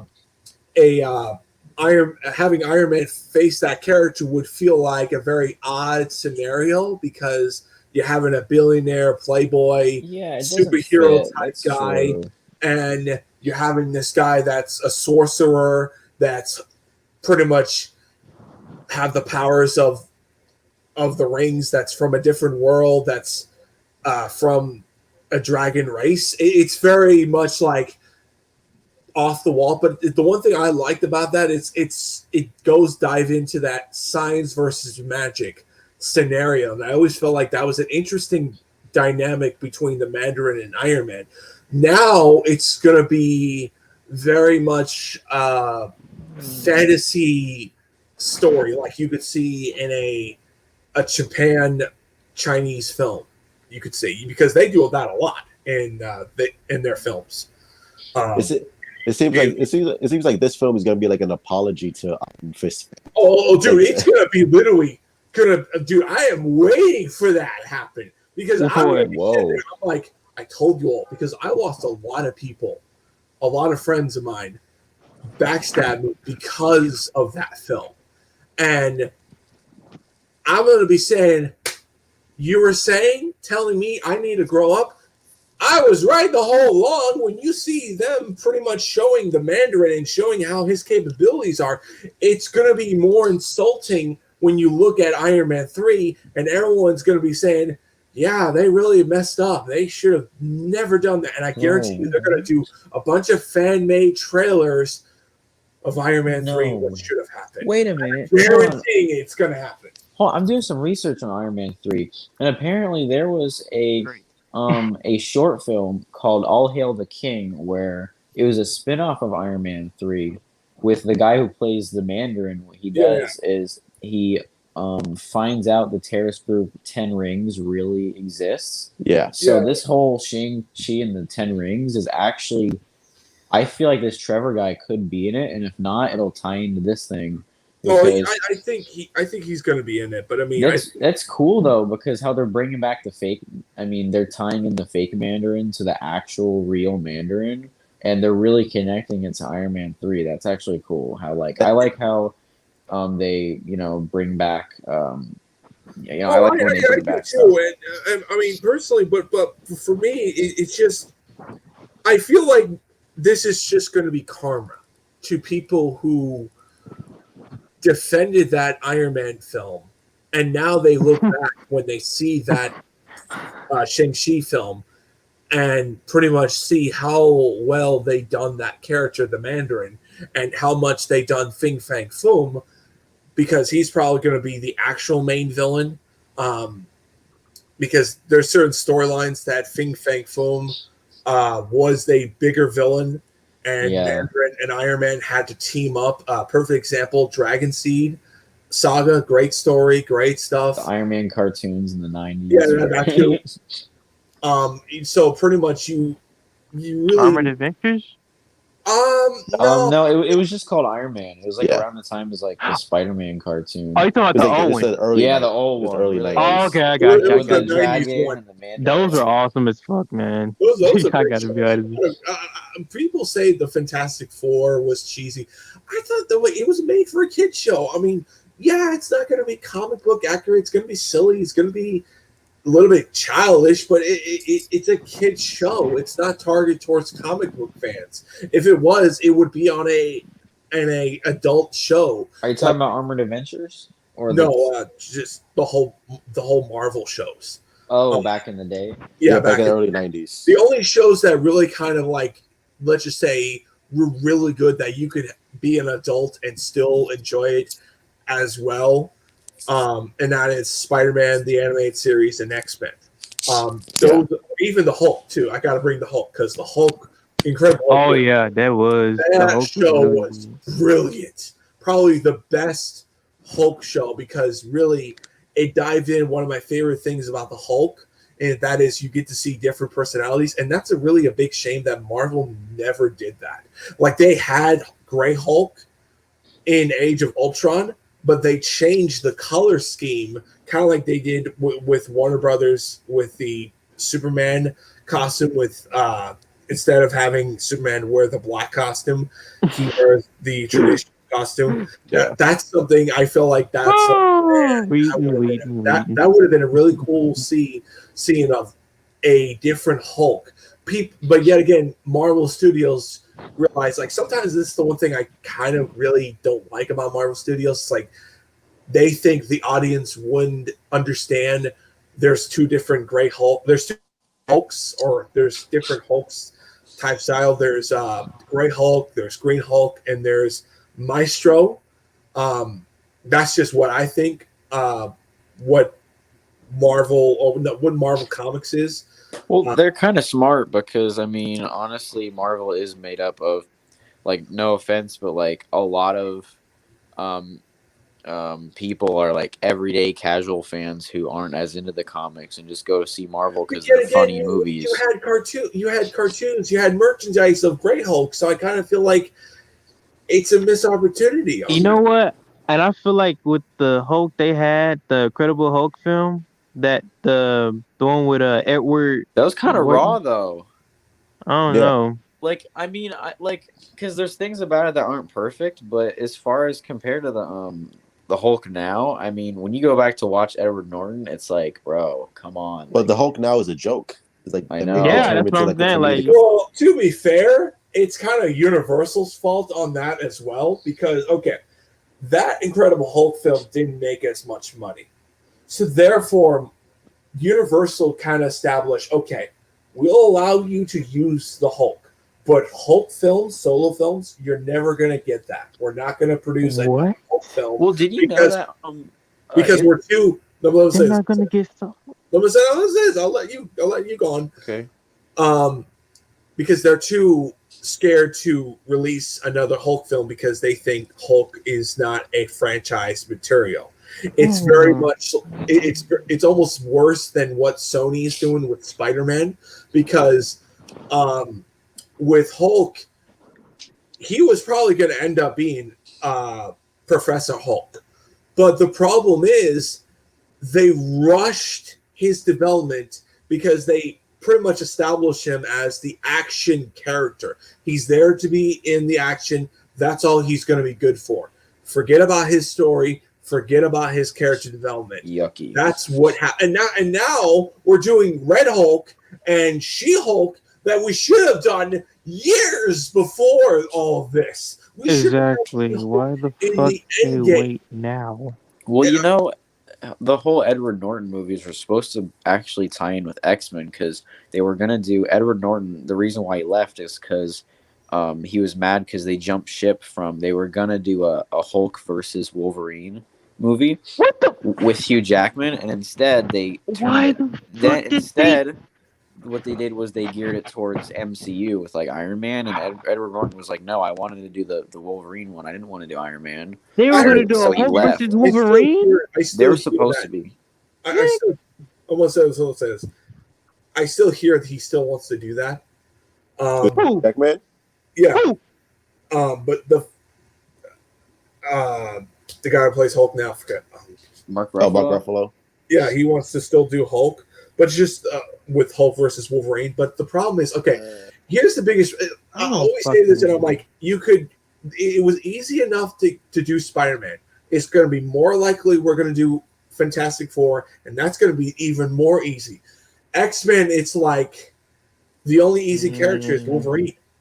He's the only character that is like you could fit him in, and you wouldn't have to explain where has he been. He's just as an assassin character that pretty much met up the Hulk during a time frame before the first Avengers film. You could just establish that, and you could make a movie about that. But the problem is now it's like Marvel's kind of screwed to a certain degree because the way how their universe is kind of fit, it's like they establish so much. Exactly. It just you're literally wondering, okay, buddy, how can you make the X-Men fit?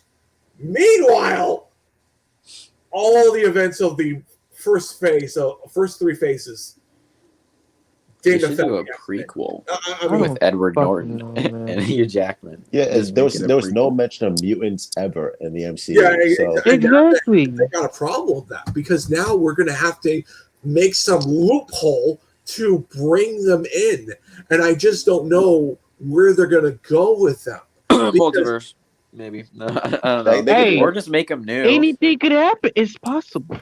or Scarlet Witch or Scarlet Witch can make them. Yeah, like warp the reality. I thought of that.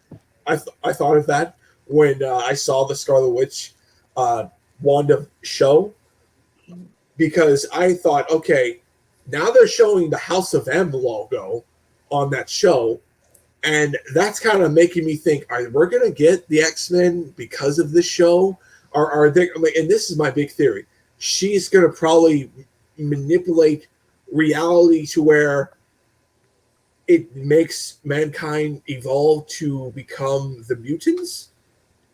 I mean, it's a big theory of mine. I mean, You know what? that whole multiverse could go even more on that shit too.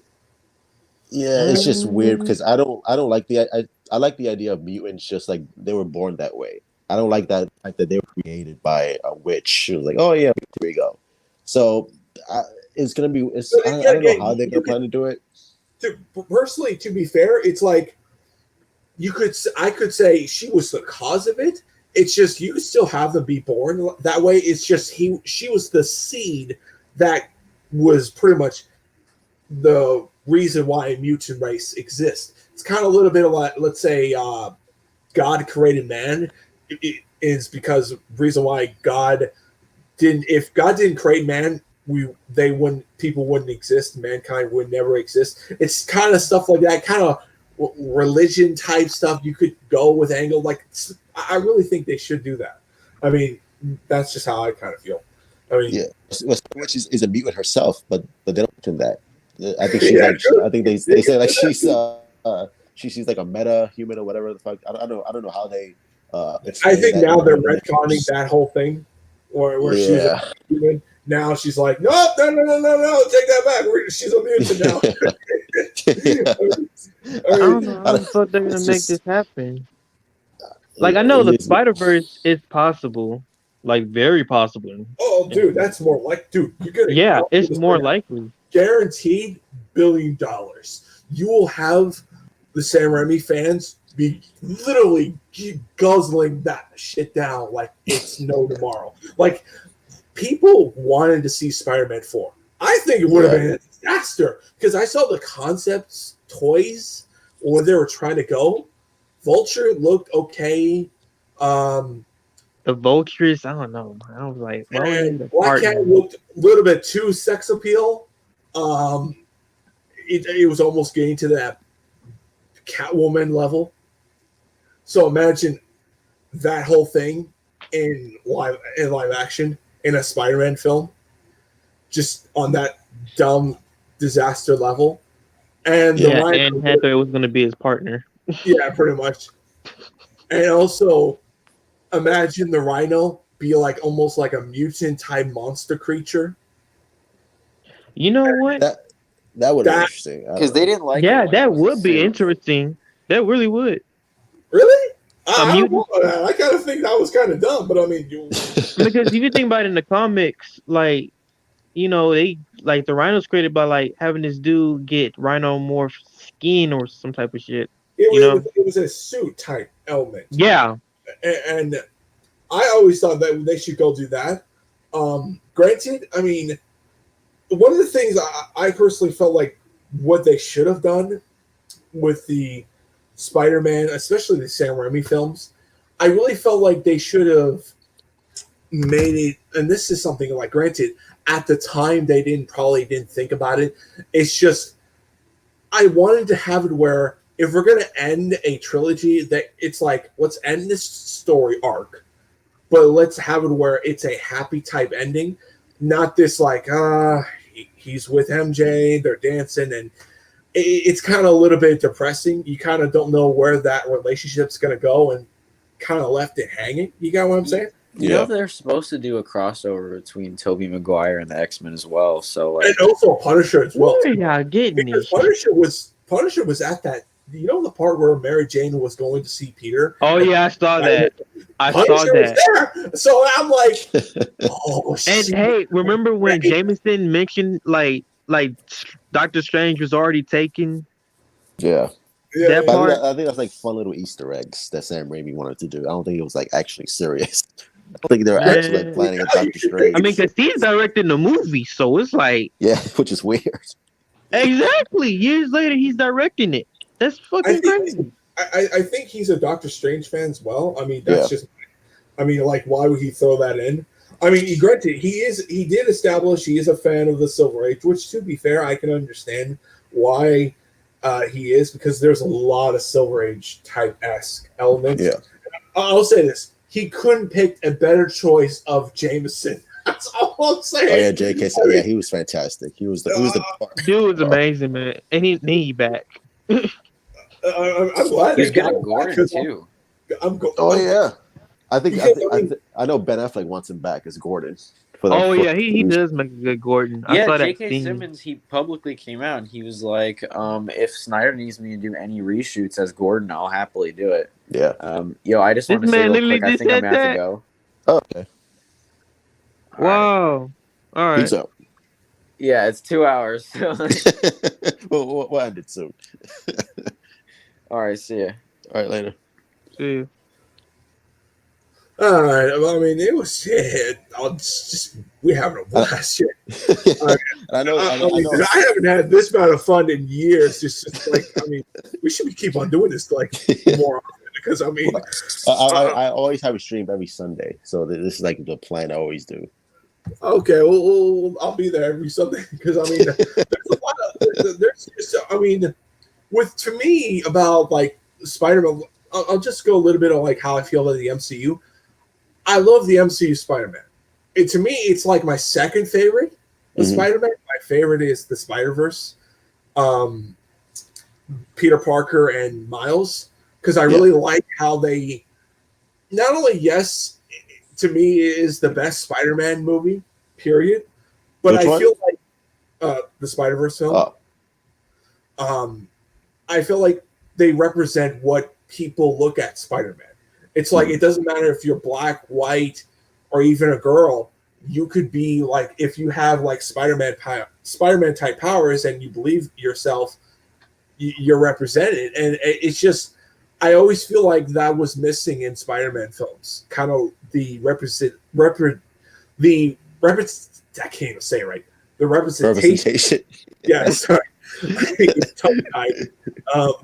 The whole thing about that is I really want them to kind of show that yes, Spider-Man is a sidekick. Let's just establish that he was a sidekick or Iron Man's son-in-law, if you really want to go it that far, because he was like, I'll say this, the way he acted towards Tony Stark, like, granted, I loved every minute of it because I'm a big Iron Man fan and Spider-Man second because I always like looked at Iron Man like he's my guy. So I didn't have a problem, but my only problem is with Spider-Man, and this is something that I agree with, is I feel like Peter should have learned this pain already. It felt like to me to where, and granted, they kind of established Uncle Ben's death and it hurt him, but it felt like he didn't really know him personally. Like, it's like, imagine like you had a father or a stepfather and he died and your wife or your mother got married and you fell in love with your new dad. That's how it felt like, if you ask me. About Tom Holland Spider-Man? Yeah, that's what I'm talking about. Like, I felt like Tom Holland Spider-Man didn't really knew much about Uncle Ben, and he died way after the fact. He got the chance, or even got the chance to get to know him, and this is just a theory of mine. I don't know. Like, granted, I feel like Marvel wants to kind of, let's say, distance themselves off, and this is probably going to be the same thing with the Fox X-Men films, because the first two Spider-Man movie series, was all about Peter and Uncle Ben a lot of times. And the whole responsibility, that thing. I feel like they don't want to repeat that because all they would do is just rinse and repeat the same message. So they want to go into a different direction. And so I'm all for that. But it's just, for me, is they made it into a way where when Peter looked at Tony Stark, it's like he almost looked at him like a father figure, and Tony looked at him like a son.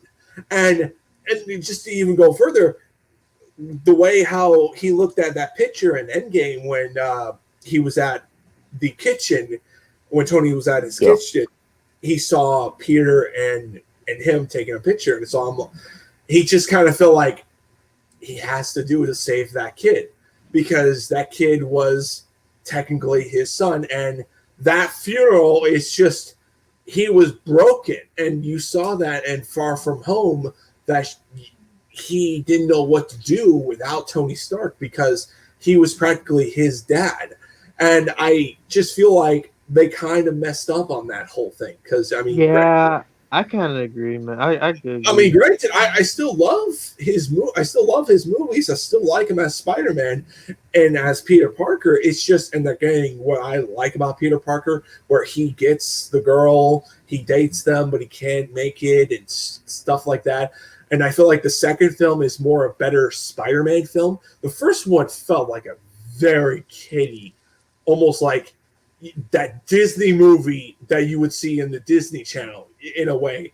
It was that kind of level. Granted, the only stronger points was the Vulture, and he was Michael Keaton. Oh yeah, God, Keaton. man, Keaton was a goddamn beast, bro. He was a beast. And I just feel like with him on that whole thing, it's just like he was one of the biggest moments on that film that carried a weak Spider-Man film. And that was the problem. It was a weak Spider-Man film. Good reboot. It's just very, compared towards other Spider-Man movies, very strongly weak. Now we're like, okay, we're sort of getting better. Now with a third one, we should be far better. We should be more superior than anything. Should be a little bit more adult away, because I want like at least 10 movies, and in particular solo films, because I want to see his high school year. We're getting to that point where his high school years is almost over. Then his college years, then his adult years, then pass it on to Miles. Like that's just what I want them to go. But I it's think just that's the plan.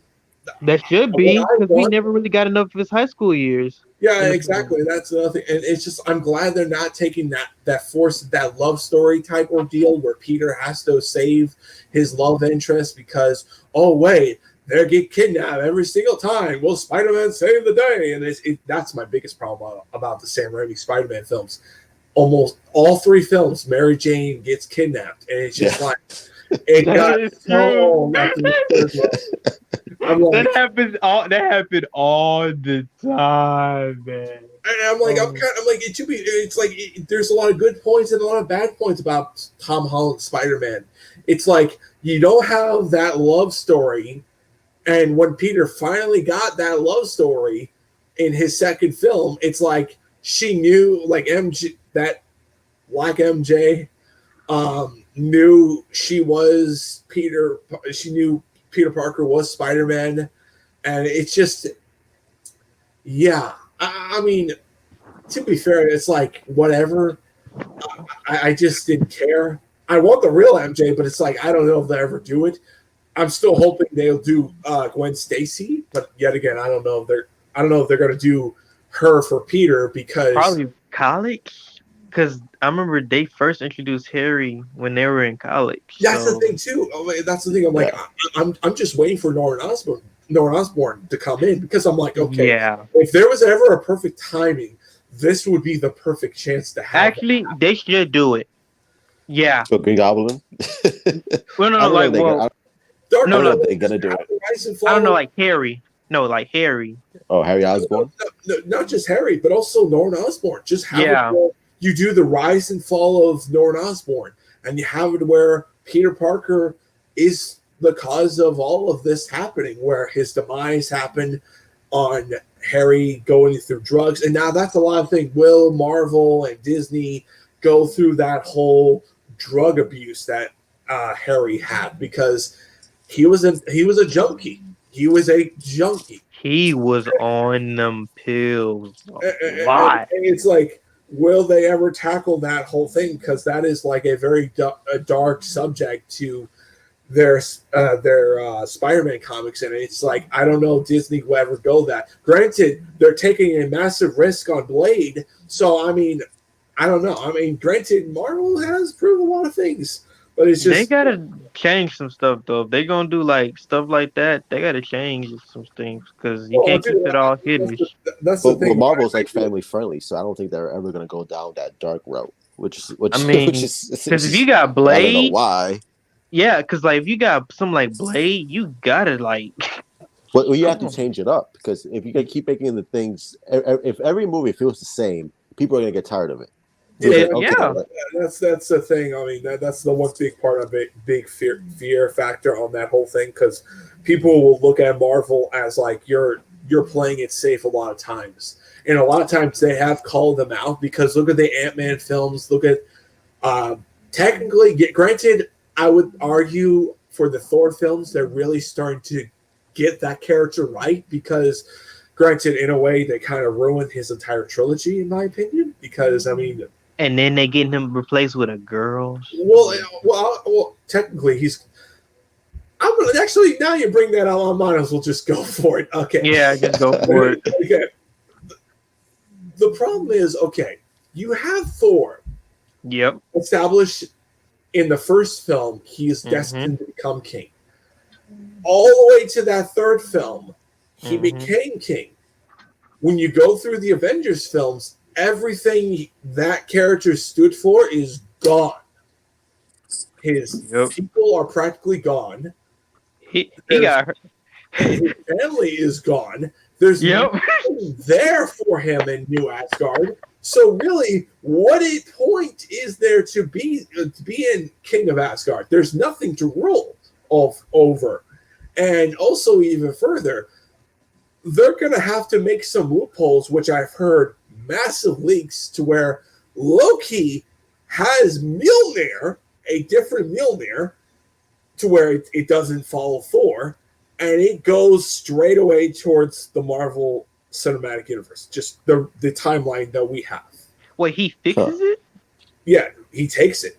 This Loki, that was like, you know, that part where they changed the first Avengers film where Loki escapes with the Oh Yeah, and Tesseract. Endgame. Yeah, yeah. and that Oh. Loki goes a time loophole to where he thinks that's my way out to go back to my time period. Nope. They go down to where he goes down to where it's in the same Marvel universe that we all know. Oh shit. And he's captured by Kang the Conqueror. So, Oh shit. so not only you're bringing in Kang, which is going to be not only, I'll say this, I would argue, Endgame really set up not only House of M, but also set up Kang the Conqueror coming in. And I'm very glad that Fox never did him. Is he gonna be in Ant-Man 3? Kang the Conqueror? Yeah, he's gonna appear in Ant-Man 3. I think he's just a cameo. Which I'm gonna say this, they have to make him like Thanos. They can't just do a one and done villain. They can't just let that happen, because if Or that like a cloud. you're gonna have me be pissed, because I'm like, okay, Kang could be in Saga where you could have like you could introduce King Tut, you can introduce Immortus, you can introduce Iron Age. I think that character's name. That's in Young Avengers. You could introduce all this stuff. You could even say Iron Man was an ancestor of Kang the Conqueror, and he's been reincarnated of this whole thing through generations after generations. And that's the thing that I really would like to see that in live action. Will they do it? Yeah, I don't know. Sometimes Marvel Studios likes to tell the source material. I mean, for better or for worse. Sometimes it's for the better, because I think a lot of times the character sucks in the comics, True. or makes the character better, because with Thanos, the sole reason why he got the Infinity Stones was to get laid with Mistress Death. I mean, that's in a way he wanted to impress her. He wanted to say, "I'm your guy, man. I'm your guy, man. Just pick me, love me," and just. I think people would just look at him as a joke, kind of like Steppenwolf, where in Joss Whedon's version. What a pussy. It's just that. Yeah, I agree. So Pussy with the whole Terrible. Female Thor, granted, I'm a humongous fan of that character. Natalie Portman has to buy me that character. I can't see that version of that character on her. I just can't. I mean, okay, no offense to her. She's a good actress on other movies, but it comes to Star Wars or Marvel, absolutely corny and annoying. Who? Natalie Portman. Natalie. Yeah. It's like she has to sell me that character in her, because number one, I'm a massive fan, and plus Thor doesn't really need Mjolnir. He's got Stormbreaker. But yet again, it's only a matter of time. He does what Captain America did to Falcon. He's going to pass the torch to Beta Ray Bill. Now, I don't know how people are going to react towards Beta Ray Bill, because that's almost the same thing what people are complaining about Jane Foster Thor. Yeah, I guess, and I don't know, man, how they gonna do that. I just don't because when I was reading, like how she became Thor, it was said that she had like cancer or some shit like that. Yeah. Well, in a way, I'll just sum it up. She had cancer, and she was part of this whole Asgardian type court. Like, she was a part of. Like, in a way, she was. Her character kind of, like, you could say, reminds you of Padme, and pretty much what she was doing in the prequel movies. That's what she was doing in the comics. But how she got the hammer, it's pretty much she just picked it up and just became Thor. Because that is so dumb as fuck. that is so dumb as fuck, man. Oh god. And just to go even further in that, I mean, the one thing, granted, you wouldn't believe on you think that's retarded. You should read the Eric Masterson stuff, where oh yeah, let's have a kid pretty much become Thor, never utilize its power, and be a freaking bitch in time of that. I always say like, yeah, you say that's kind of retarded, but I mean, I could say the Eric Masterson stuff was even more. But I mean, yet again, I welcome.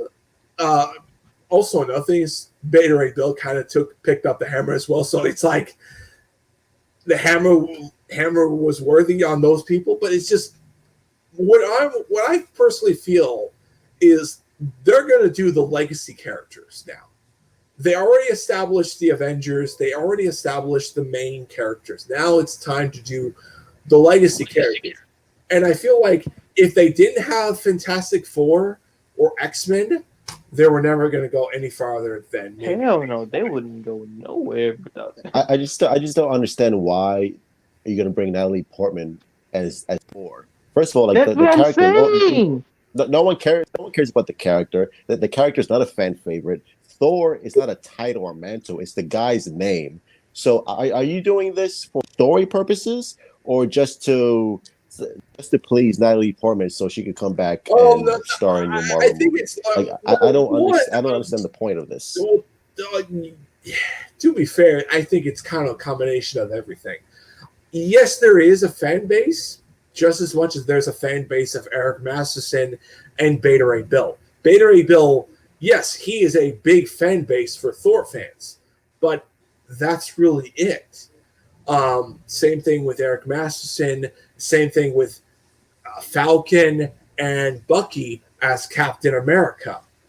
It's just they're bringing in because of one, story purposes, because eventually they're going to have to let Thor himself go because he ain't going to stick around for wait, what? Oh, we got somebody. Hey guys, what's up, Simon? Bring back William Dafoe, and as far as the drug problem aspect in the MCU, I think they played with that with Iron Man 2, talking about a drinking problem when thought he was dying. Yeah, you could do that. They slightly touched on it. Yeah, slightly. It was like more like tiptoe around that whole thing. It's like he got drunk at that party, but that's really it. Yeah. I mean, and it's just like, but the whole thing with the drug thing, I get what you're saying, but I mean, I don't know. I mean, sometimes like Disney and Marvel Studios like sometimes dumb things down because it's just too dark, or it's just like we can't fit that in our universe. I just don't see that. But granted, you could say it could work. I don't know. I mean, it's up to Kevin Feige. You're technically George Lucas in a way. I mean, it's him, in a way. Yeah, it is. He's technically the second. He can do that, but I don't think he is because again, he's. Oh, go on. You were saying? No, I don't think Kevin Feige is going to do that because again, he's stuck in this quadrant family structure that if he goes beyond that or if he goes outside of that box, it's not going to end well for him. So I think it's true. That is true. That is so true. He's stuck in this family thing. Yeah. I mean. So I don't think he's not going to do that.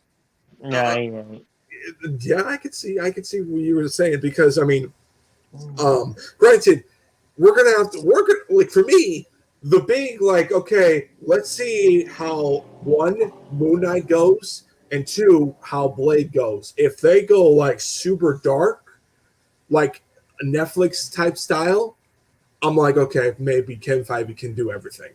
But yet again, we'll see. I mean, Blade. I'm a big vampire guy, and I'm just like, okay, you better just have blood at least to a certain degree. Not exactly. They can't do that. Fuck them. Don't overdo it. It's just establish Blade as that one person. I mean, there's other ways you could do vampires. It's just, and I'm not going with the Twilight shit. Yeah. But it's just. I'm just using the Blade films as for example. I mean, a lot of times they kind of technically evolve because they become more like monsters than just vampires. You get what I'm saying? Yeah. I mean, but besides all that stuff, I mean, with the Jane Foster Thor and everything else, it's like they're trying to replace these characters slowly. They already technically replaced Captain America in a nice, good passing of the torch between Bucky and Falcon. Falcon's your new Captain America whenever they decide to do it, because I personally want him to be that character. He was in the comics. Yeah. I'm not a fan. Winter Soldier, he's got a lot of ways to go for him, but it's just for me. There's going to be a point where now we have these characters. We can replace these characters slowly, and I hope they do the same with Thor, because there is a fan base of Beta Ray Bill. There is a fan base of Jane Foster as Thor. It's just the problem is, like you said, are they just doing this for Natalie Portman because Thor Ragnarok was probably the best Thor film out of the entire Thor trilogy, if you ask me. Even though I think they should have done a little bit more on having Odin to be like that whole part. There was a cut where Odin got killed by Hela, and I just feel like that should have never got cut out of the film, because they show Hela kill Odin, and that would have made it where Thor is trying to get revenge and he can't beat her. And also another thing is they way overpowered her so much that I'm like, I'm almost a little bit insulted to a certain degree. I'm like, why is Thor not winning at least, or not? Wait a minute, didn't that chick overpower Thor like that? Like in a No. In the Jane Foster books, she was powerful because she utilizes Thor's hammer. That hammer has a lot of abilities that Thor has utilized in the Silver Age comic books.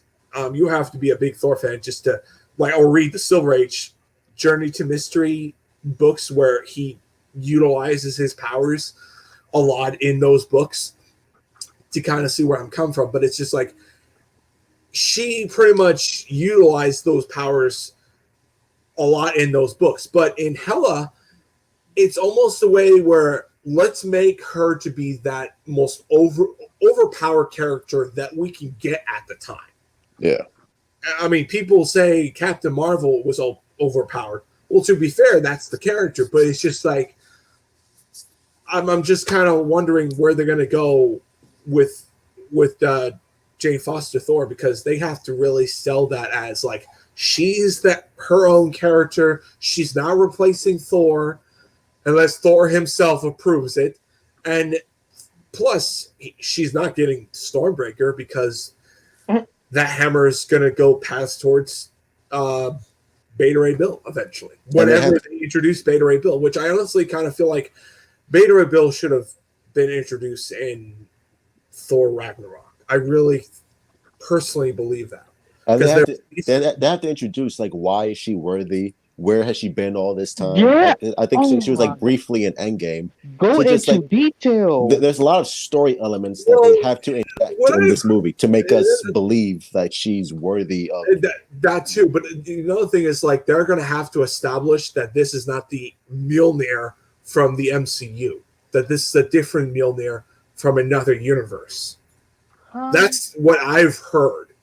And because Mjolnir, if you saw the beginning or even watched the trailer, Mjolnir was destroyed. And Thor Ragnarok. Yeah, Thor Ragnarok. So now we have to bring that hammer back, but we have to loophole it to where, it's a different universe, different rules, different everything. And now they're doing that with Doctor Strange and WandaVision. You know what? I'm going to say this. Everything is going to have to happen, like, everything that's important is going to have to come from Doctor Strange. I'm gonna say that. Yeah, I could agree with that. That's where it's really going to start at. Yeah, I could agree. But it feels like you're putting more pressure on Doctor Strange to, like, explain everything. First of all, you have to explain the multiverse concept to the general audience, because they're not going to know what the fuck's going on. They're gonna be like, what? Like, they're gonna be like, there's 5 different Iron Mans, like there's 2 different Hulks. And also, just to establish this even further, they're gonna have to, like, I heard Tom Cruise is gonna play Iron Man. And I'm Yo, like, oh my boy, god. uh, Yeah. it, No. I mean, personally, to be fair, I'm like, I could see him as Tony Stark because they really, if you read the Extremist storyline, they really made him look like Tom Cruise. Yeah. I could see why original plan they wanted to have him to be Tony Stark, and I could see him as Tony. But the biggest problem on him is he going to be his Tom Cruise? Because a lot of times he just plays himself. I mean, it's just when you watch a Tom Cruise film, you're just watching Tom Cruise. Yeah. You're not expecting his character. You're not watching his character. You're just seeing the actor playing the character. You get what I mean? Yeah. It's almost the actor is bigger than the character. I mean, you get what I mean? And people are so associated with Robert Downey Jr. as Iron Man that it's going to be cool to see Tom Cruise as Iron Man, but it's like, okay. Well, to But be fair, I don't know where is this going to go. Is this for a cameo, or I don't plan on him being an Iron Man for like next 10 years, like Robert Downey Jr. did. Well, could you imagine that shit happening? I don't think that's going to happen. I don't think Downey Jr. will even allow that to happen. I mean, could you imagine that shit happen? I mean, That'd be the craziest shit that I've I ever mean, seen on it's like, screen. well, crap. Fascinating. Yeah, fascinating. I think they would. I personally would believe like, wow, okay, we kind of replaced Robert Downey Jr. with Tom Cruise. Now we kind of technically they're two different characters, but and also in the same way you could even say like the same thing towards the Batman. Will people take Robert Pattinson as Batman? Meanwhile, we're seeing Ben Affleck play Batman in the Justice League film. And that's just big if we're going to get a Justice League, no, not that Justice League, a Batman HBO Max show for a limited series. Like, I mean, it's just like, how much is it enough? Like, will people accept the multiverse angle? Because that's the only thing that's not been done. Almost everything has been done in comic books. We saw a live-action Batman vs. Superman film. We saw a Justice League film. We saw an Avengers film. We're living the golden age of superhero films. And eventually, it's going to get to that point. It's kind of like horror films. Once you've seen it all, there's really nothing there you could get invested more. You get what I'm saying? When you have the 70s, the 80s, the 90s, it's almost like a massive 30 seasons of a show that practically you saw the beginning, middle, and end of horror. And I personally feel like horror doesn't have a whole lot to say because there's really nothing really original.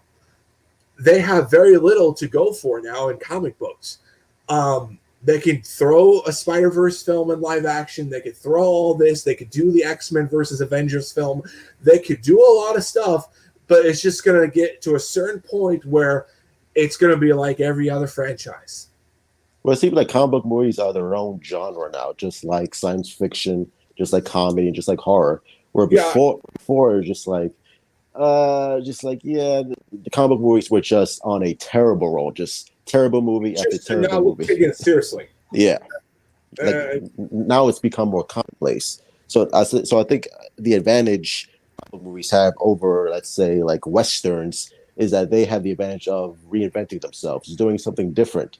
Whereas Western films, there's nothing you can really do to make it different, unless you do it in space. Yeah, you're right to an extent. You're absolutely right, but I'm just saying what things have been done before.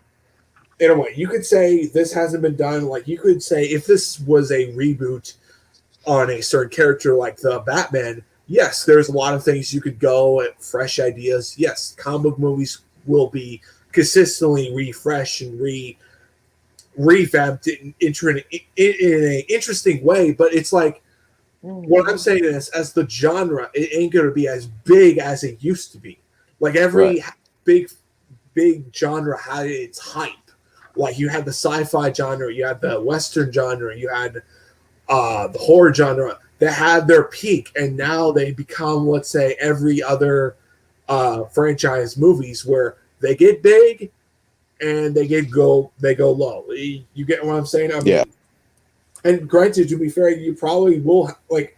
I don't see it happening anytime soon, but you probably will. We'll probably will see Kevin Feige mess up on something. Like, you get what I'm saying? Like, Kevin Feige does something that really he should have never done, and just kind of ruins the universe to a certain degree. And that's my biggest fear. That I'm like, I'm hoping they don't do what Fox did, where in Fox they had their whole almost their entire X-Men films be about Hugh Jackman's Wolverine character, and that makes me like, don't do what Fox did. If we're gonna go this direction, go in a way where we go. Oh my god, it really was about Wolverine. I didn't think about it. Just don't rely on Iron Man too much. You can talk about him. You could say he was one of the greatest heroes. He took a lot of risks that people hated him.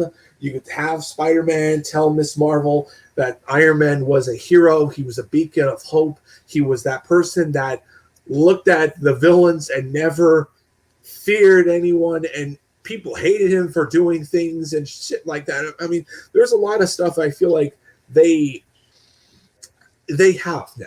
Yeah. But it's just that when it comes to X-Men, it's just going to be an asshole. It really is, because how can you establish the X-Men if Avengers 1, Infinity War, Winter Soldier, Civil War, where were they this entire time? Yeah, I mean, where the fuck were they? I mean, the biggest like easy way out you could say is, oh, Professor X was protecting them. But I'm like, shielding them. yeah, I was shielding them. I'm like, yet again, I would argue, like, wouldn't Professor X look at the Avengers as like an inspiration, what they're doing and trying to be heroes, and he would do the same? I mean, in a way, it kind of makes him look bad. And when were the mutants like found out? Like, when were the mutants like rising? Yeah, exactly. And where was Magneto? He couldn't be sitting his ass literally doing nothing. I couldn't see him doing that. That man's a mastermind. He be doing shit. Like, he will get off his ass. And isn't Scarlet Witch Magneto's daughter? So I don't know how they're gonna explain that whole. Magneto's daughter. Actually, technically, you can do that, because you could just have it where he dumped her. He put her in foster care because he couldn't control her powers. And her powers were so out of control, and he also gave up his son as well. And that could really be a good, interesting development. Where does Magneto look at Scarlet Witch? Does he really take her in, or does he fight her? And that's something that, or just doesn't bother her.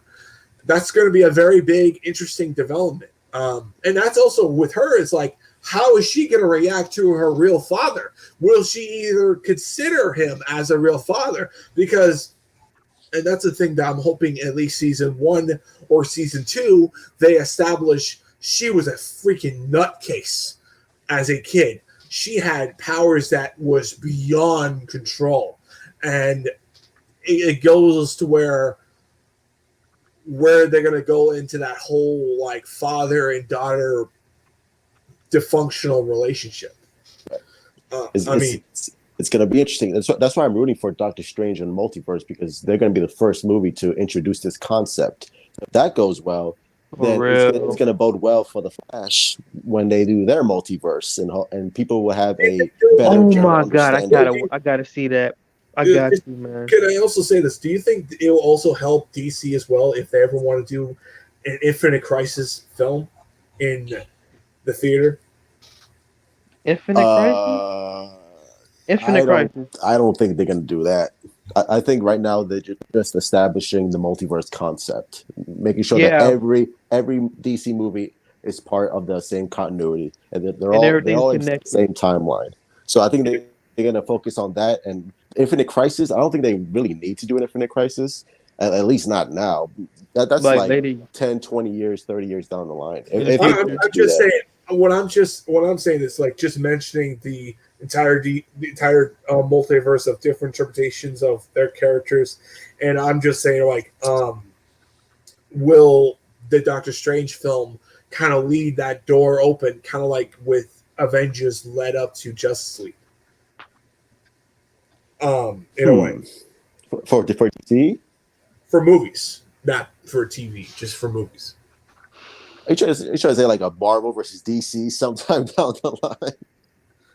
In a way, kind I of. don't. But it's like, in a way, I'm just saying, like, Warner Brothers will look at Doctor Strange as like, they tackle into the movie, the multiverse whole ordeal. Like, they're throwing everything in one big basket of this whole thing, and they're representing their movies.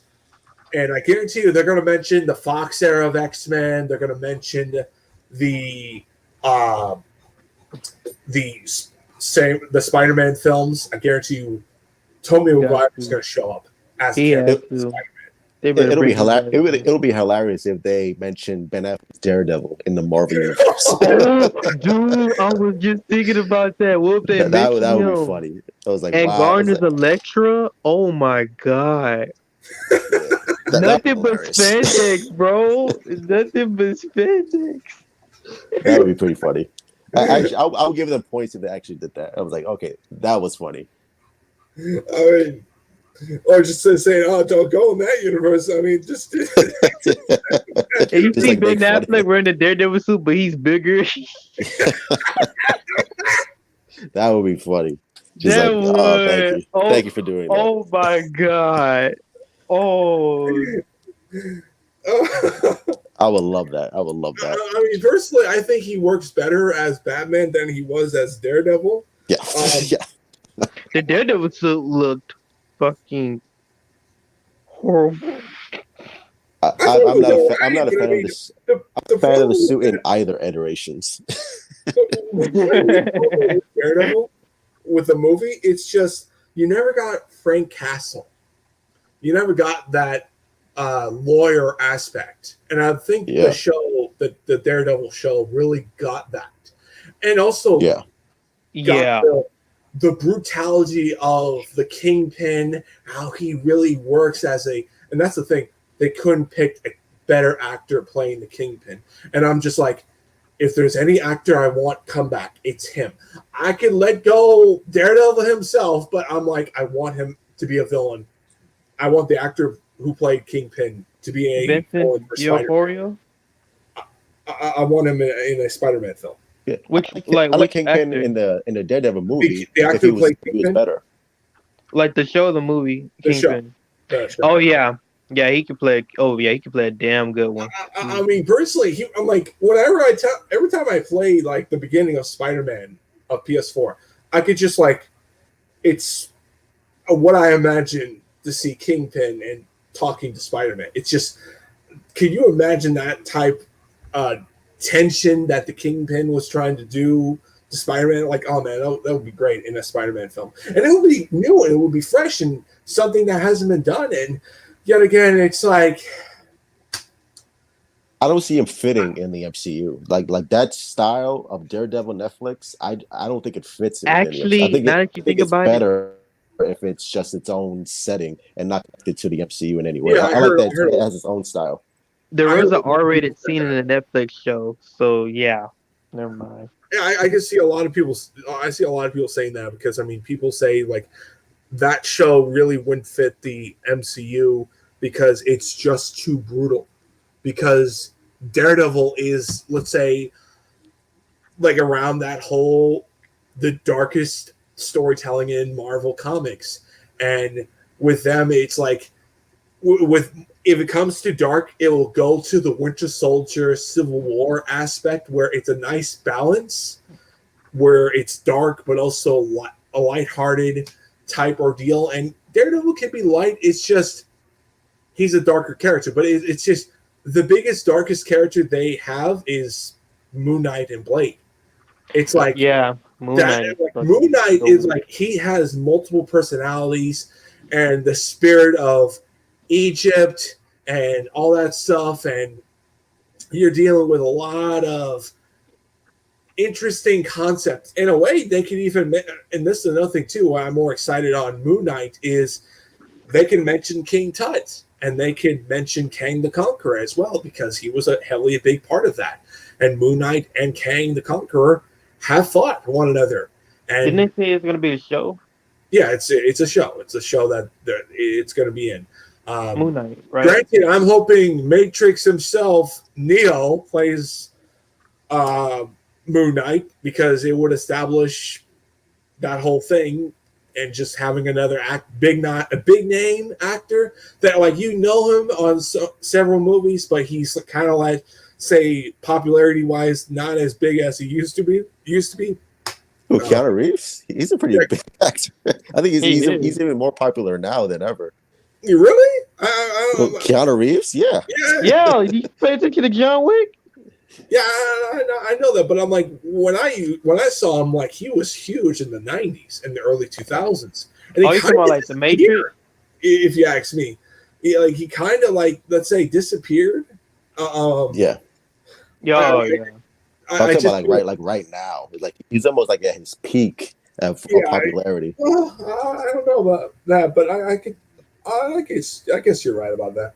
But I mean, personally, he's rumored for Moon Knight right now, and I'm like, that wouldn't be too bad. A better choice, but yet again, I mean, I don't know what actor I would pick for Moon Knight, because the problem with Moon Knight is you got so many personalities on him.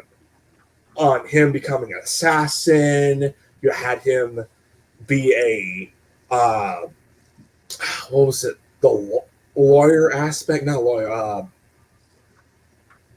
I'm trying to figure out what personalities, but there's the typical Batman type scenario where Moon Knight, the spirit of Moon Knight, and forgot the person. Shit.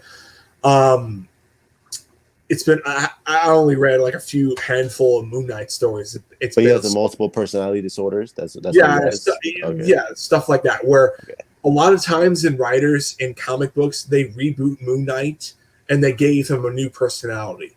So it's very hard to kind of get what that character really is, because they never stuck one thing about him.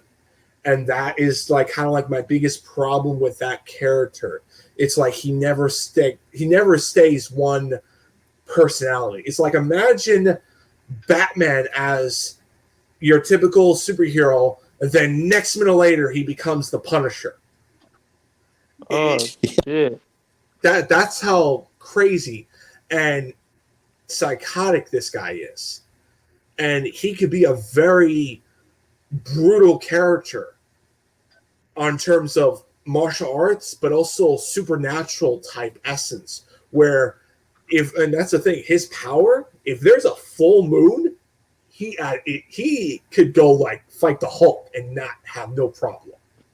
Nice. That is like it's just, his biggest power is the moon. The moon is like his true essence. If it's a half a moon, that means he's literally like not as powerful, but he's strong. But if it's a full moon, dude, you better be running, because so he's like Superman with a little sun. Yeah. Very much, yeah. Oh my god, this dude can whoop Hulk's ass with the moon? Yeah, he could do some really cool shit. I mean, you should read some Moon Knight stuff. Can he like throw the Hulk or some shit? What? Wait, could you have like super strength and all that stuff? Yeah. What I read is like his strength is very strong. So I mean, he can't literally lift the Hulk, but he really can go toe to toe and not literally be down. Like, he's a hard hitter to take down, and his strength magnifies, and it's just, there's a lot of stuff. But yet again, it is what it is. I'm expecting a new interpretation of that character, because that's the only character I'm like, he never stays one character. I'm just kind of like thinking, okay, we're going to do this. If we're going to do the personality aspect, just have it where it's kind of like, I don't know if you guys watch Yu-Gi-Oh, but no. I mean, but it's just like having where the Moon Knight person switch bodies to Gotcha. that's what I would have done. But yet again, I don't know. Like that's the big question mark. How brutal? Like because he's a dark character. He hangs around with Ghost Rider, Daredevil, Blade, Doctor Strange, the supernatural aspect. Oh, you can't fuck with them. Marvel you stuff. cannot fuck with them. So I'm kind of a little bit like twinkling my thumbs at Marvel. I'm like, you better do this shit really right because I mean, this could be hit or break it. And if it really is great, people are going to be asking for you, no, begging for you to bring Daredevil and Punisher and half or even all of the Netflix shows to be continue on. Because if you're going to do the same brutality as Moon Knight, then why not bring back the shows? You get what I mean? Yeah. They might as well. And if you're not going to do that, then don't even bother. Yeah. Daredevil, Punisher. I mean, because they reference the whole thing. And that's the thing about Punisher. I mean, like Moon Knight's like, okay, he's the test. We'll test Moon Knight. If he works, okay, we'll do the other Netflix shows because Punisher is just hardcore. That's all I'm gonna say. Yeah. Hardcore. I mean, people just want a good story. If the story's good and they love the character and brutality is just like a bonus, then it's like okay, well that's a hit. I think we all just want a good character, good characters and good story. That's all we care about. That's it. If we can get, that's all we want. And it's just like don't do what CW is doing where they just do bullshit just because they wanted to do a publicity stunt like they did with Batwoman. I mean, oh my God, Batwoman. Yeah, that was terrible. That's no, anything related to Batwoman, I have no interest in that. Just don't do it. Like I have more faith in what Marvel's gonna do with Moon Knight than anything CW has done with any of these characters. Oh my God. I'll give you a link to his about that whole character. I mean, it's just like Rob did everything of that whole character. So, and people say he's a Batman ripoff. He really is not. It's like he's got the look of a Batman ripoff, but his story is completely different. Yeah. Yeah, but like that, he gets a lot of comparisons on Batman. Oh, he is not no Batman. There's a lot of shots of what you would think of Batman would have looked like. Like, let's say he's standing with a bunch of gargoyles. It's what if Batman would have done. Or he's jumping, and the moonlight is the back of him, and it's like a really good shot of him. It's what if Batman would have do if in a way because he gets a lot of comparisons on shots of what Batman would do of him. I know Daredevil gets a lot of references to Batman as well. He gets a lot of comparisons to Batman. I could see a lot of Daredevil elements because in a way he's a lot closer to Batman because he lost his father because of gangs and he became a lawyer. In the shadows. He's also in the shadows too. So in a way, he's pretty much the closest thing you could get to a Batman, except he's blind. You get what I'm saying? Yeah. I love both characters. So if as long as they're treated right and with respect, then I'll support it. Even do it right. Yeah. But I think we're gonna end it right here. We've been going on for 3 hours now. 3-hour podcast. Anyway, it was good to talk to you. Anyway, I gotta get going because stuff. And, do you want to plug anything? What? Do you want to plug anything? Your channel, Twitter? Please do subscribe to my channel, Iron Knight Gaming. I do comic reviews, game reviews, and also my Let's Plays. I'm currently working on Tomb Raider and the Avengers game. If you're a fan of those games, along with other franchises that you like. And also, I am a very hardcore, brutally honest, not beat the bush. I can't even say it. Not bullshit around in a way, because I'm a very honest and brutal person. If I don't like something, I'm gonna say it. It's just, yeah, very honest YouTuber, not bullshitting around. So if you like stuff like what I do, come down, and yeah, I'll see you later. Bye. Yeah, there you go. You're always welcome. So, all right, Joe, always good to have you here. And Oh everybody yes. else, thank you for commenting. And as always, truth out. Oh.